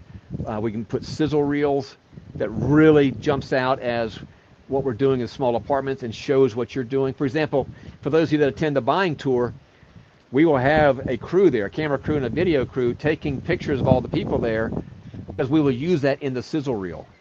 We'll use that on your authority site that shows you walking properties, it shows you being involved, and that is a way to differentiate yourself over the masses, basically. So we're doing that for you, and even doing things where put you on my podcast, interview members on my podcast, so you get a web presence there. Put you in a chapter in my next book, so you have a book you can point to. Imagine that you are imagine you're in the Apartment Alchemy book and there's a chapter. That's what I'm doing now with the members to help boost the authority. I interview you for your podcast, and we do an interview for you of the book, and your story is told in the book. This is one of the ways, remember, I asked ChatGPT, how do we keep from being commoditized by AI? By being human. By telling our story. All of us have a story that led to us why we're in small apartments, that led to why we're inspired to do small apartments. You've been hearing me tell stories all day today, over and over, because that's what led me to where we are today. And so we need to get your story out. So we're doing that now and let you borrow the authority of my Wealth Mastermind network, not just of Lance Edwards, but of the group. You can use language like, yeah, we're buying properties in Oklahoma City. We have a group coming to Oklahoma City to buy properties. When we are lining up brokers to find the best deals for the buying tour, it's not tough when we call up and say, we're coming to Oklahoma City with a busload of buyers looking to buy. Do you have some property to show us? Preferably some off-market property to show us. They line up because we're not Joe Blow showing up here. We're coming up with a busload. And so we talk about strength in numbers, borrowed authority. These are all the things that's possible, what we're doing now with the platform, and then also provide the certification paths. We have certified deal finders. We have certified potentializer advisors. Those are all credentials that help establish your bona fides as you're going out. Even if you have no experience, the certifications are things that go on your authority site that you can use to establish your authority before you have the experience, because the authority comes before the experience. Let's go to this next slide. I'm going to give an example here. This is from one of my past clients, a gentleman named Peter Arianis. When I met Peter Arianis, he was this is years ago, a window installer in New York, and he had been following me, following my webinars, and I was doing a workshop, a 2-hour free workshop in Houston as a way to draw attention to small apartments. And he saw me advertising it through email, and he wanted to fly from New York to Houston. He just knew he had to get in front of me. He wanted to meet me. And things were kind of tough at the time. Peter had to borrow the money for the airfare, and he wanted to bring his wife, so it'd be 2 of them. He borrowed the airfare from his mother, flew to Houston, was in the room at the workshop when I spoke, came up, introduced himself, told me this story. I said, that's phenomenal. He says, I need to get involved with you. And he ended up joining a program. The very first deal, and he did it by borrowing my authority, the very first deal, he wholesaled. That means he sold his contract. He put a property under contract. He wholesaled a small apartment building. I think it was a 30-unit building. He wholesaled in Ohio from New York. He made $60,000 on that first deal. $60,000. And you see me giving him his plaque. This was at an award recognition ceremony. Look at the smile on him. Remember I said the first check most important. That first deal is most important. That was his first deal. From there, now he built upon his own authority and other people's authority. And he was giving people advice on apartments. I mean, he kind of created another industry, business for himself, until I caught up with him a couple of years ago. He was running for the U.S. House of Representatives. Here, and he'd moved to Florida, here for Florida. So you never know where this is going to take you. He had 0 experience to start. I had 0 experience to start. Look, if you look where I have taken it, it's taken it through this platform we've built, the books we've released. It starts with no experience for those of you that don't have the experience. So we're going to help you establish your authority without the experience, because I saw through coaching so many years, that's a big part of what we're doing, and that's why this is part of the programs now. When you become a certified deal finder, you're going to be able to have that certification with your authority building as well. All right, next slide, Larry, please. Okay, we did the interview with Jason, so we're good on that. So somebody was asking about raising private money. I got a $1 offer on this. I have a $1,500 raising private money system. $1,500 raising private money system. You get it for $1 today. $1. I'm going to deliver it to you digitally, automatically. wealthmastermindnetwork.com/RPM. /RPM. All right, $1. Raising private money. Raising private money. All right, let's go to the next slide. And I'm going to skip this because I want to get into this demonstration, Larry. All right, AI. And I'm going to do it. I have to borrow a different computer now. This next segment, AI is the multiplier, not the threat. Now, I've been using the word amplify, and AI is going to change. The old ways are going away. I'll tell you that right now. And hang on, I got to anchor stuff down that's trying to blow away here. As where is that storm now? It's way out there in the west. So you've heard me talk about, if you hadn't gotten involved with ChatGPT, you start using it today, because it is going to be a disruptor. But I want you to think of it as your multiplier, not your threat. That's a mindset focus. If you insist on hanging on to the old ways, you will be disrupted. But if you start now by becoming yourself very proficient in AI, thinking how you can do things better with AI, then you'll be able to ride the wave with it. So adopting that mindset, that's what we've done within my company. Everyone in the organization, I've announced, you all have to learn AI. We've got the training tools. We're going to give you projects that you're going to learn on. We're going to give you the seed to get started. But everybody has to be AI proficient. Everybody has to be AI proficient in applying to small apartments. And that's how I leverage my organization for us to keep multiplying what we're doing by tapping their human brain into what they're expert at with the small apartments, into how to get it done faster, simpler, automated with AOI. So what's new with us in the platform? There's a new product called Apartment AI. I'm getting ready to demonstrate it to you. That's why I'm kind of rushing us here before this catches up with us. AI accelerates your role. It doesn't replace it if you're riding the wave. If you stick your head in the sand, I'm dare say you will be. Many of you will be replaced. You'll become obsolete. But what trumps AI? Remember the interview? I asked ChatGPT. It's human connections. You can't make that with AI. The authority, your credibility, your reputation, that's what we are promoting for you. AI can't do that. AI can't do that. And so that's part of how you build the moat. That's what we're doing with the platform, these ecosystems. You get to borrow the authority of the entire ecosystem to have yourself stand out above those who are out there on their own. And certainly, you're above AI. AI just amplifies everything we're doing. Just like I did on that 14-unit property I talked about, we used AI to help craft some language to give us a better human connection. I think that's a great example. But all these things are the way you build your moat. That's how you defend your positioning. So let's go to the next slide. So this is where the demonstration I want to give you. And I'm going to, this is a different computer we're going to use here now. Apartment AI is my newest product. Has not officially been released. I'm going to give you an opportunity to waitlist it here in a moment. And I'm going to bring up, let's make sure I get this to work. We're going to give you a demonstration.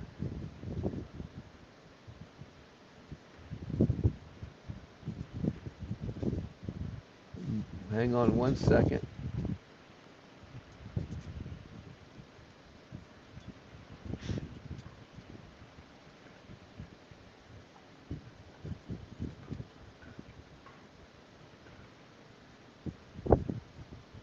Where did it go? All right, bear with me 1 minute.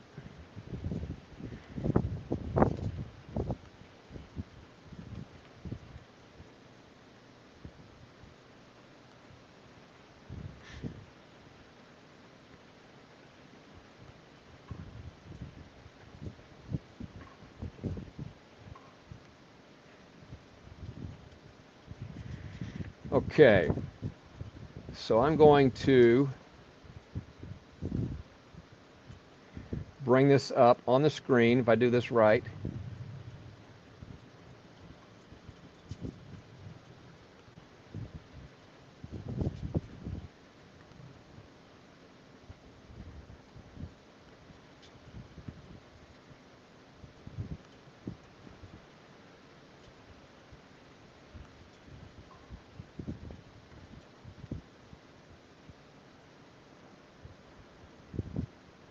bear with me.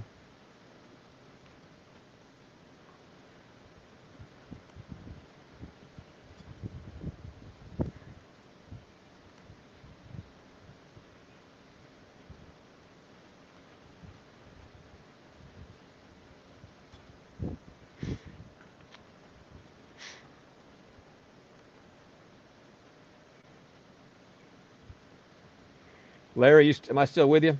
This computer's going funky on me.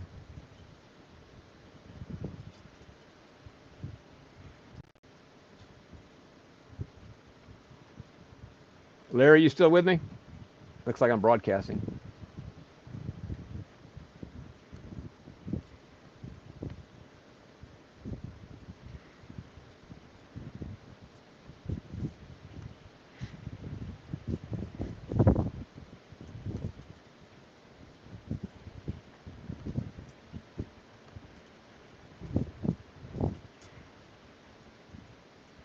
Give me 1 minute.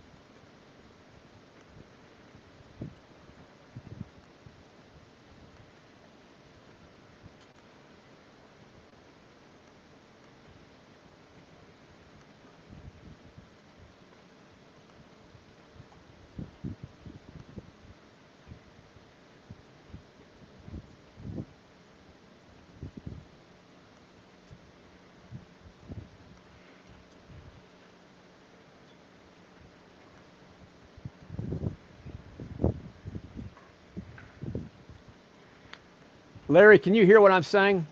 Give me some feedback. Come online and tell me if you can hear me.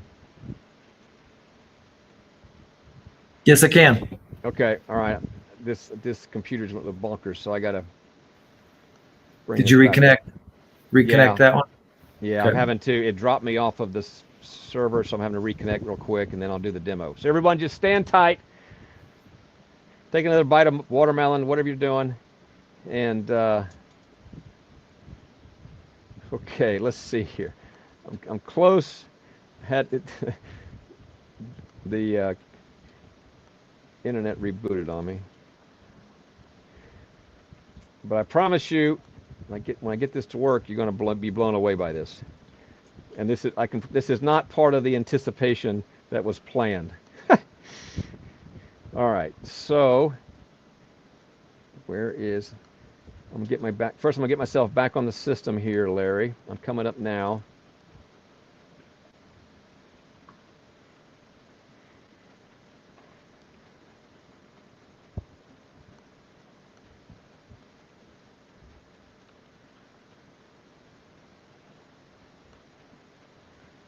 All right, I'm in the studio. Now let me bring up Apartment AI.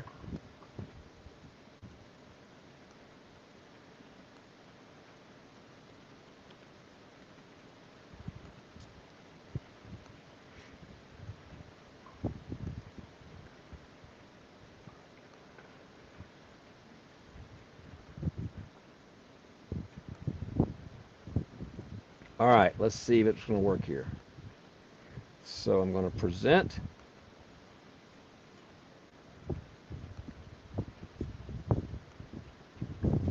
Screen.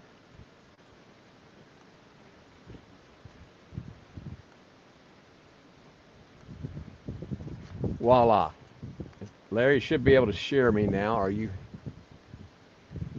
seeing it? You should be seeing Apartment AI, my tool.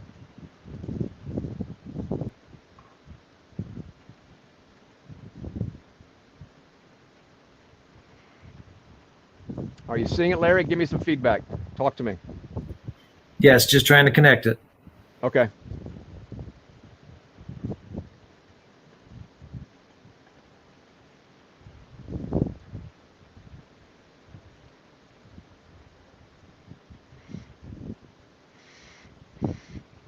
All right, it's coming up. Voila. Okay, put that on full screen if you can. There you go, perfect. So I made this large so you guys can see it. This is Apartment AI. Now, the best way that I can explain this to you is what I've always called it is Lance in a box. So if you could take, which we have, all of my experience over a couple of decades and trained AI on it. That's what we've done here. So, you know, through the virtue of the fact that I was a seminar business for a couple of decades, all those seminars were recorded. The coaching sessions are recorded. You look at, and all of my books recorded. All my newsletters are recorded. Everything that's on the vault is recorded. The Raising Private Money system you're getting, the multifamily system, it's all recorded. And of course, the roundtables that we do, the mastermind sessions, the potentializing sessions, all the AI can be trained. AI is simply it's a neural network that learns from all the material, and it has access from the material we give it access to. It learns. It establishes connections. It establishes connections, and so that's what has been created here. And so, of course, if you look, when you get the tool, and I'm going to be putting you on a wait list here. I'll show you in a moment. Down here, here's the prompt. It's like every AI tool you see. There's always one line prompt. That's it. It's like a Google. So we're going to ask it a question, and I'm gonna make up some questions, and then I'm going to ask for some questions. So if you have a question you want me to ask this AI tool, then go ahead and send it. Put it in your comment field, and after I do my thing, we'll fit your questions. Okay? So let's start off with something I don't know, simple. What are small apartments? I'm just typing it in, making sure. Yep, you're seeing it there. You hit return. Now you can either talk to this thing, or you can text it. Because I got it in my lap here, I got to type it in. I'm gonna do texting. What are small apartments? Enter.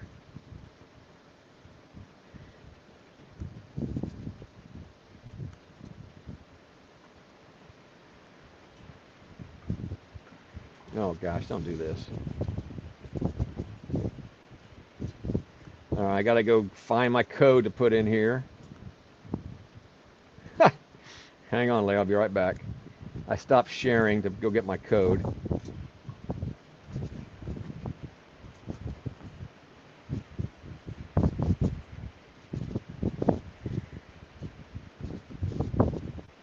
Okay, I'm going to go back to sharing it now.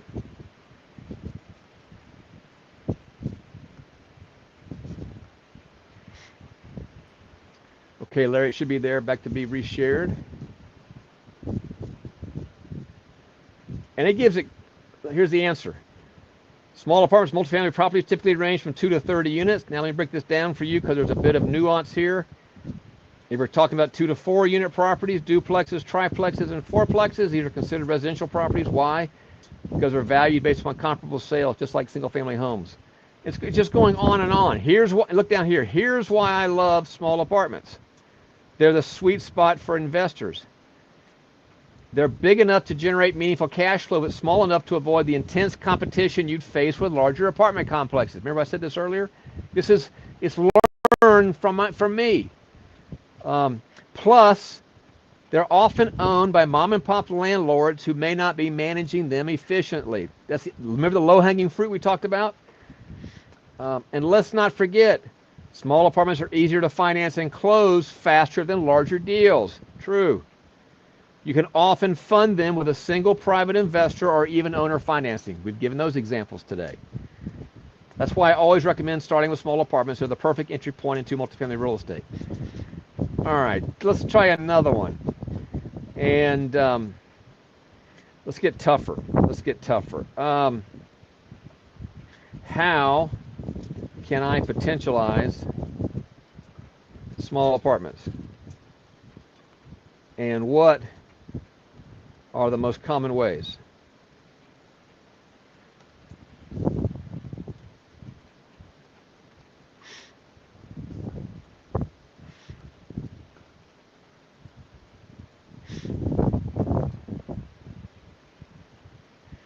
Potentializing small apartments is all about unlocking their hidden potential, treating them like small businesses rather than just pieces of real estate. The goal is to increase the NOI, which boosts directly the property's value. And then it goes into raising occupancy. increasing rents. Let's talk about this one. Often small apartment owners haven't raised rents in years. That's directly come out of Lance Edwards' mouth right there. That is the fact. I have not bought a property yet that didn't have at least a $100 rent bump immediately. Now, I don't just go in and change the rents. I go in first and provide them extra service, make sure all the requests are being taken care of, develop goodwill, and then explain that we're going to have to raise the rents because these things, costs go up all the time. By simply bringing rents up to market levels, you can significantly increase revenue. For instance, raising rents by just $20 per unit can add thousands to the property's annual income and tens of thousands to its value. But hey, look right here. This is Lance Edwards. But don't just hike rents. Improve the resident experience first. More on that below. See, I'm seeing this for the first time with you on that question. Cut operating expenses. Add revenue streams. Can you add coin-operated laundry machines, rent out parking spaces or storage units, charge pet fees? You heard me tell the story about the dog fees. Rehab and turnaround. If the property is distressed or outdated, invest in strategic updates. Fresh paint, updated kitchens, or better landscaping. These updates not only attract higher paying residents, but they also justify rent increases. Improve the resident experience. That's the core of everything here. Master lease options. I've given you two examples. Fairmont was one of these. The project we're talking about, the 14 unit with Emory, is one of these. If the property is underperforming and the owner doesn't have the time or resources to fix it, you can step in with a master lease option. You take over operations, potentialize the property, and agree to buy it at a higher price in the future. It's a win-win. Leverage professional management. Don't try to do everything yourself. Forced appreciation. This is the big one. Real example. Here's telling a story about West Virginia. The Fairmont property right here. So deep, in-depth answers. Larry, let's see. Do we have any answers coming in for people who want me to submit anything on coming in that are watching online? If you do, put it up there. If not, I'm going to feed one more. Then we're going to get into show everybody how they can get on the wait list for this, which is coming out. Oh, can I see if I can read that?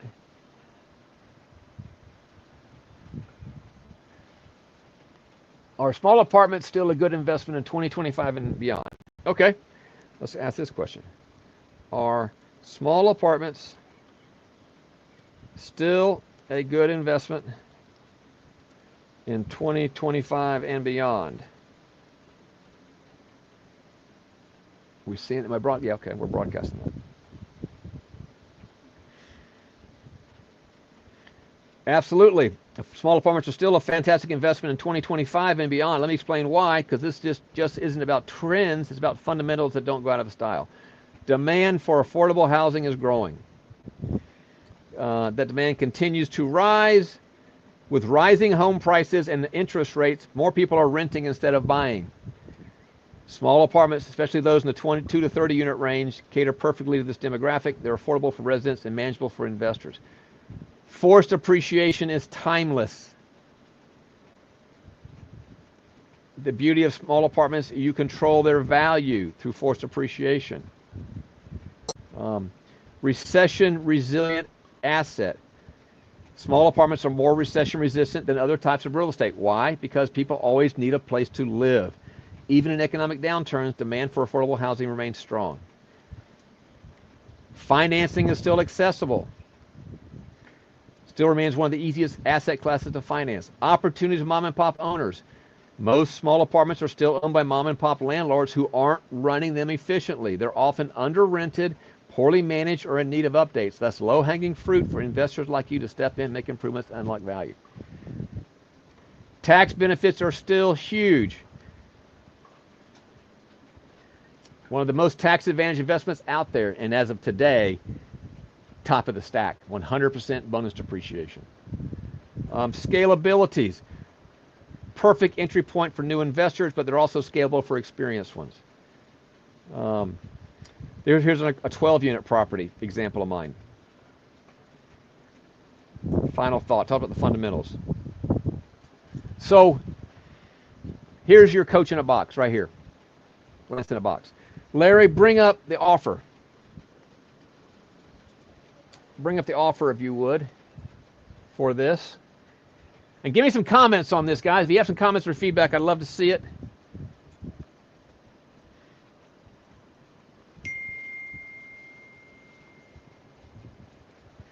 Okay, if you want to get on the waiting list for free, go to wealthmastermindnetwork.com/AI. This will be out no later than the 15th. It will be a paid product. It will be a subscription-based product at a very low, reasonable cost. And when you see the offer I make on it when it comes out, I think you're going to be blown away. But right now, if you just want to get on the wait list, get you first crack at it, we'll send you this first. Go to wealthmastermindnetwork.com/AI.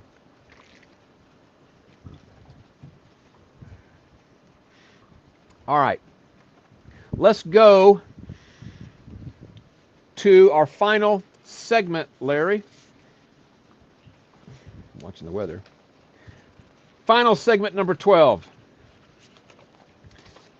Declaring your financial independence. And first of all, if we go into this final segment, I want to tell you guys, thank you again for sharing your day with me, or whatever portion you were here. I'm very humbled by that. This was kind of this has been a good day for me all day long. Just celebrating a 20-year anniversary of the decision I made. And it was, my late wife was a little nervous about it, jumping from security into entrepreneurship, jumping in small apartments. Trying be the best thing I could have ever done.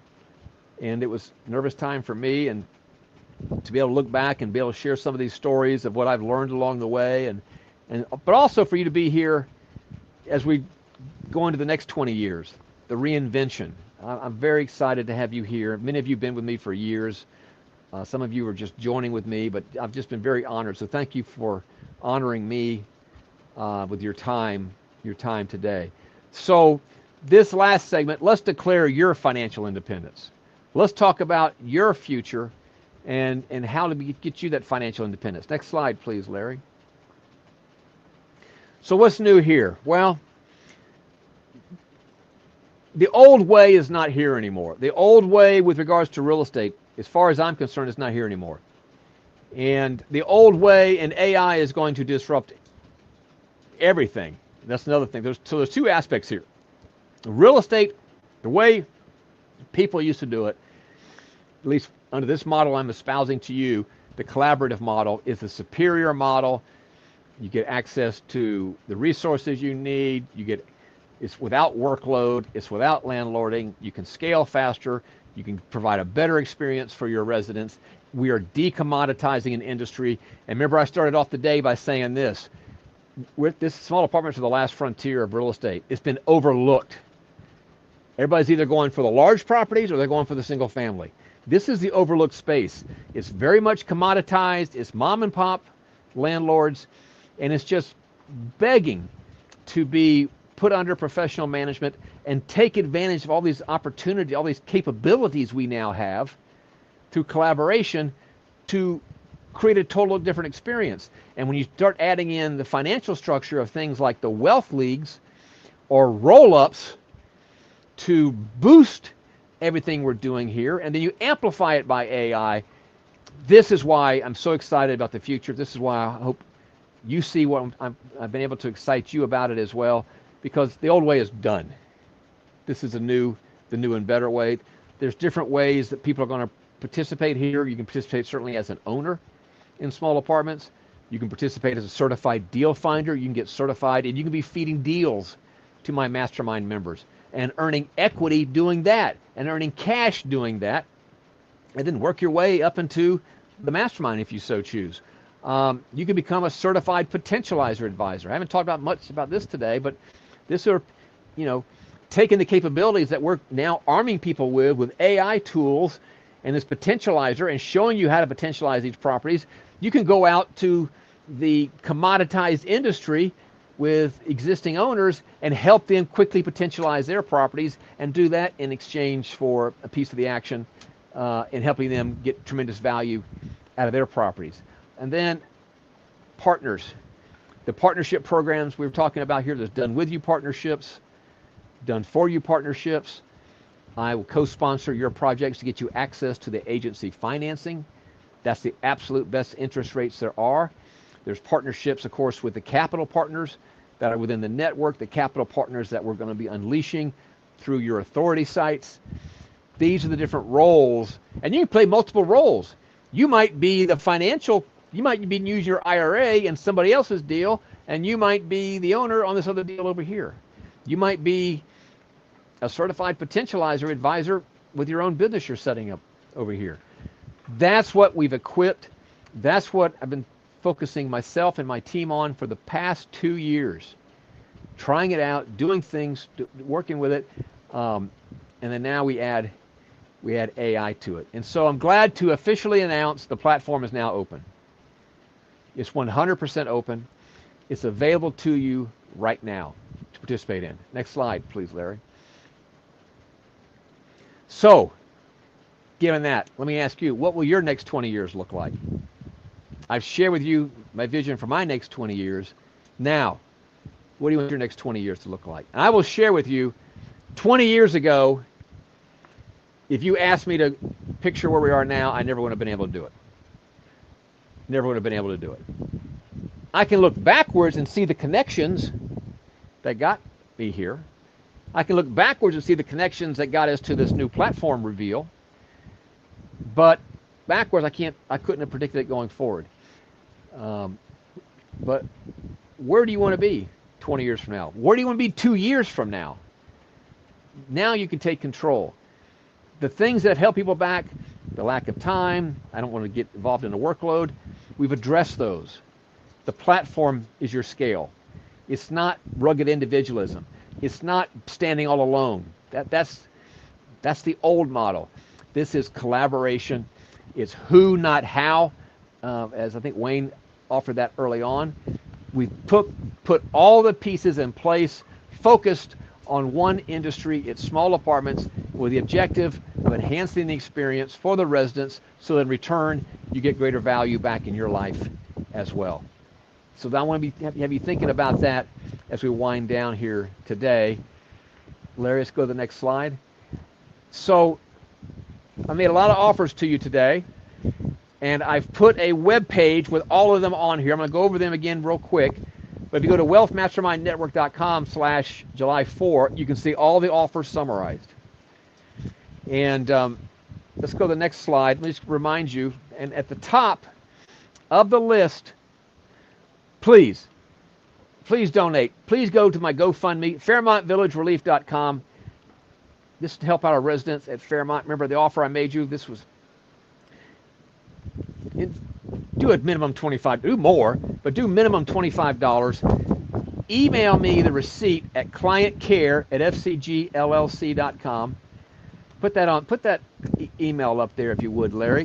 You're going to email the receipt to clientcare@fcgllc.com when you minimum $25 donation, and I will send you this book. This book, the Little Black Book. This is literally what launched the Greenlight software. This is literally the method. And by the way, that software has a patent on it that just got amplified by the AI addition to it. So this is what launched. The methodology is in here.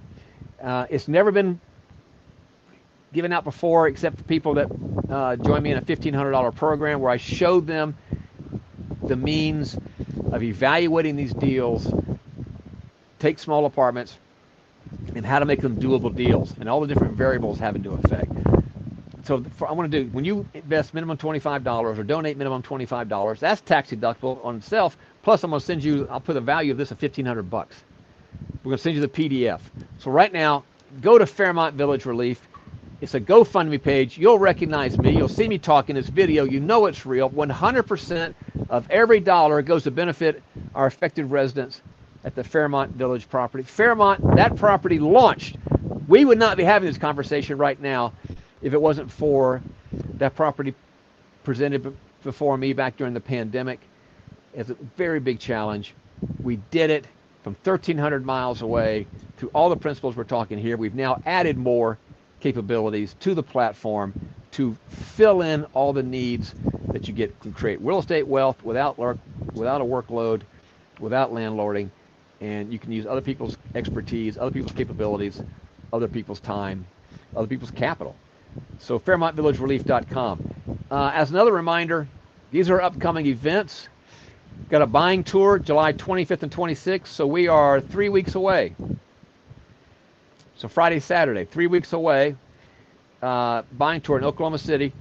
We've got limited seats on the bus. You saw there's only like 15 seats on the bus. That's in person. For the first time, I'm doing it virtually.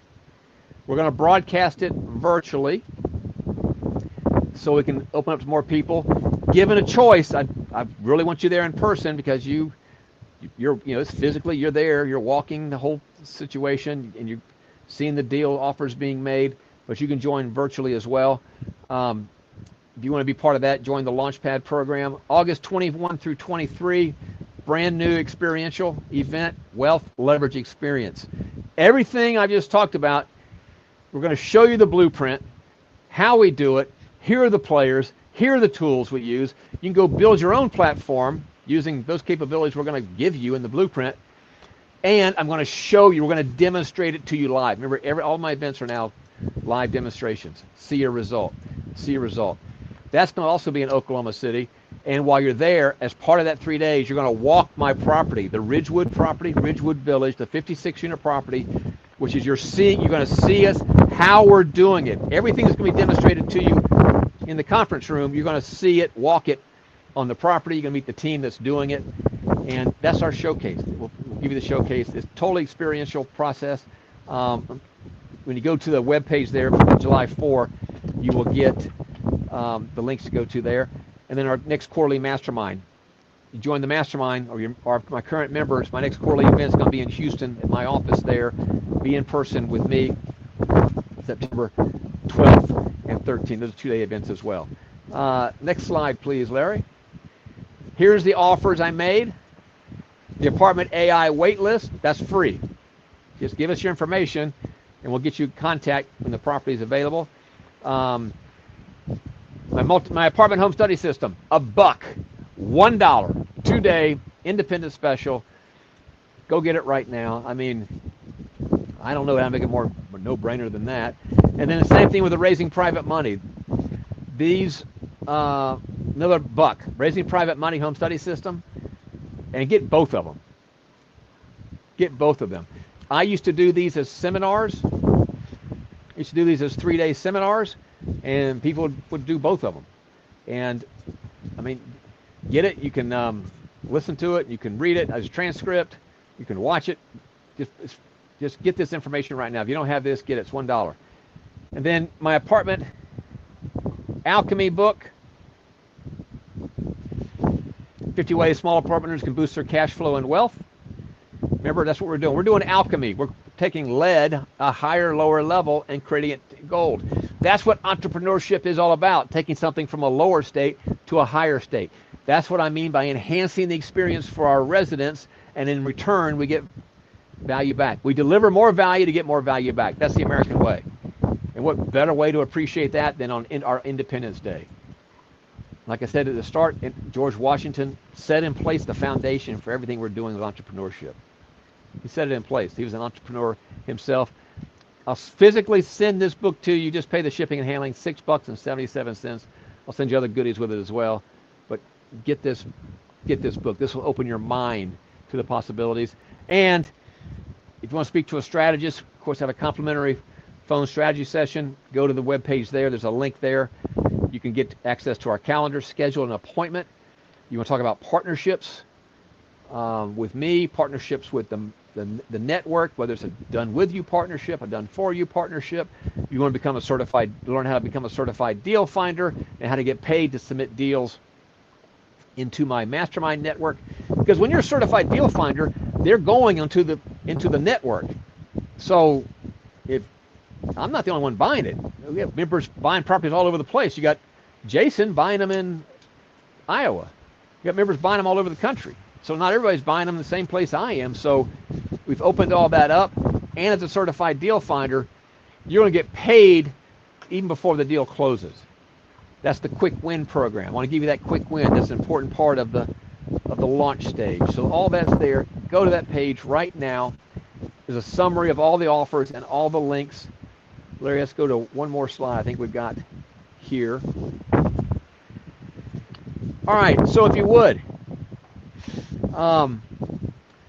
Jay says, I've joined late. Will there be a replay? Yes, Jay. There it is. Give the answer. It'll be on the Facebook page and my YouTube channel. That's the beautiful part of this. It'll be there. It'll be there. Now, these offers will be coming down, but except the Fairmont Village Relief, but you're going to do that today. I want you go to Fairmont Village Relief. Minimum $25. Email in the receipt. I'll send you this book, $1,500 book. All right, what final questions? Because I had to skip through some of the queue. Do we have any questions or comments? Give me some feedback, folks. We're here at the end of our beachside time. Went a little bit long, and I'm watching the weather here. We held it off. Alex says, love the new stuff, Lance. How can I talk with someone about all of this? Go to that wealthmastermindnetwork.com/July 4. There you go, right there, and you'll see, look for the complimentary phone strategy session. I think it's wealthmastermindnetwork.com/plan. There's a calendar there. You can book yourself a time to speak to someone, one of my strategists. And you'll speak with Monique, who you'll love. She's been with me for a number of years. Great lady. There's the planning session. Here's Mary. Hey, Mary. Lance, it's been one of the best uses of my time off work, and I appreciate your honesty, all that you do for the mastermind group. Mary Owens from Kentucky. Hey, Mary, what a kind comment. There's one of our mastermind members right there. Thank you so much, Mary. And these are the great people I get to work with. I mean, how cool is this? How cool is this? I really appreciate your time here on your 4th of July. All right, so if you go to that page, wealthmastermindnetwork.com/July 4, and let me tell you, well, the weather's blowing in here. You can see the wind picking up. I'm like the weatherman. You know, every time you guys ever notice, every time a hurricane comes to Florida on the Weather Channel, they've always got some guy standing in a pool of water, or he's standing out in the middle of the road with the wind bearing him down. If he would just step to the right a little bit, he'd be out of the wind. Well, I guess I'm like that Weather Channel guy. I'm sitting here out here. I think the rain's going around me if I look around out the Gulf. This is Florida afternoon weather in the summer. These things sneak up on us, these summer showers. We've had these for the past 3 days. My yard down below is got a little of a lake. I think it's all ground saturated. But this is life on a barrier island. This is life on Old Florida. Now let me tell you what Old Florida means as we're winding down here. If you've ever been to Florida, you've probably been to places like Miami or Longboat Key, condo high-rises, right? Condo high-rises, a lot of development. I'm a 7th generation Floridian. Matter of fact, my great grandparents were one of the pioneer settlers here about 1 hour north of me. There's actually a park named after them. Came here in 1848. And so I grew up in Central Florida and have seen all the changes that have occurred across the state, especially beachfront property where the high-rises, condos go in. And as far as I'm concerned, it destroys the natural beauty. And so in Florida, they refer to Old Florida. Old Florida is the good old days. This book that I wrote, as it should be, where is that? Tales of Old Florida. I wrote it to commemorate the Old Florida that is largely gone. And except right here on this island. And these islands up and down here. There's a next island south of here is called Gasparilla Island. There's something called Boca Grande there. You may have heard of Boca Grande. You go north, there's Minnesota Key. These are a string of barrier islands that are largely undeveloped. Here on this island, there's no there's two-story condos, but there's no high-rise condos. The architecture here has to subscribe to old Florida standards, which means metal roofs, these type of things. And so this is kind of a special place. It's quickly going away because through development, but I'm very pleased to be able to share it here with you today. I mean, talk about remote. We just got a Starbucks like 2 years ago. This was not Starbucks country. It's remote. It's off the island. It's kind of rural. So anyway, this is old Florida. This is why we love it here. It just reminds me of growing up when all this was more commonplace back in the 60s and 70s. So anyway, thank you for spending your 4th of July with me, and enjoy the rest of your 4th. Have a safe weekend. Have fun. Watch the fireworks. Hey, by the way, I bought some sparklers. I did have sparklers. Where are they? They're upside down. I had sparklers. And I tested one of these this morning as a test. You want to talk about pathetic. They don't make sparklers apparently like they used to. Man, when I was a kid, you could melt iron with the heat off of a sparkler. I lit one of these things up, you could barely even see it. I don't know. These are made in Thailand. So I didn't want to waste time. You would have laughed at me if you had lit one of these things up, because they don't make them like they used to. They don't make any old Florida sparklers, I guess. That's what I'm trying to say. Otherwise, we would have had some fireworks going up here. But anyway, if you're doing your own fireworks, be careful with that. Be safe. Have a great weekend, and I look forward to seeing the future through our platform, through one of our events. Take care, everybody. Bye-bye.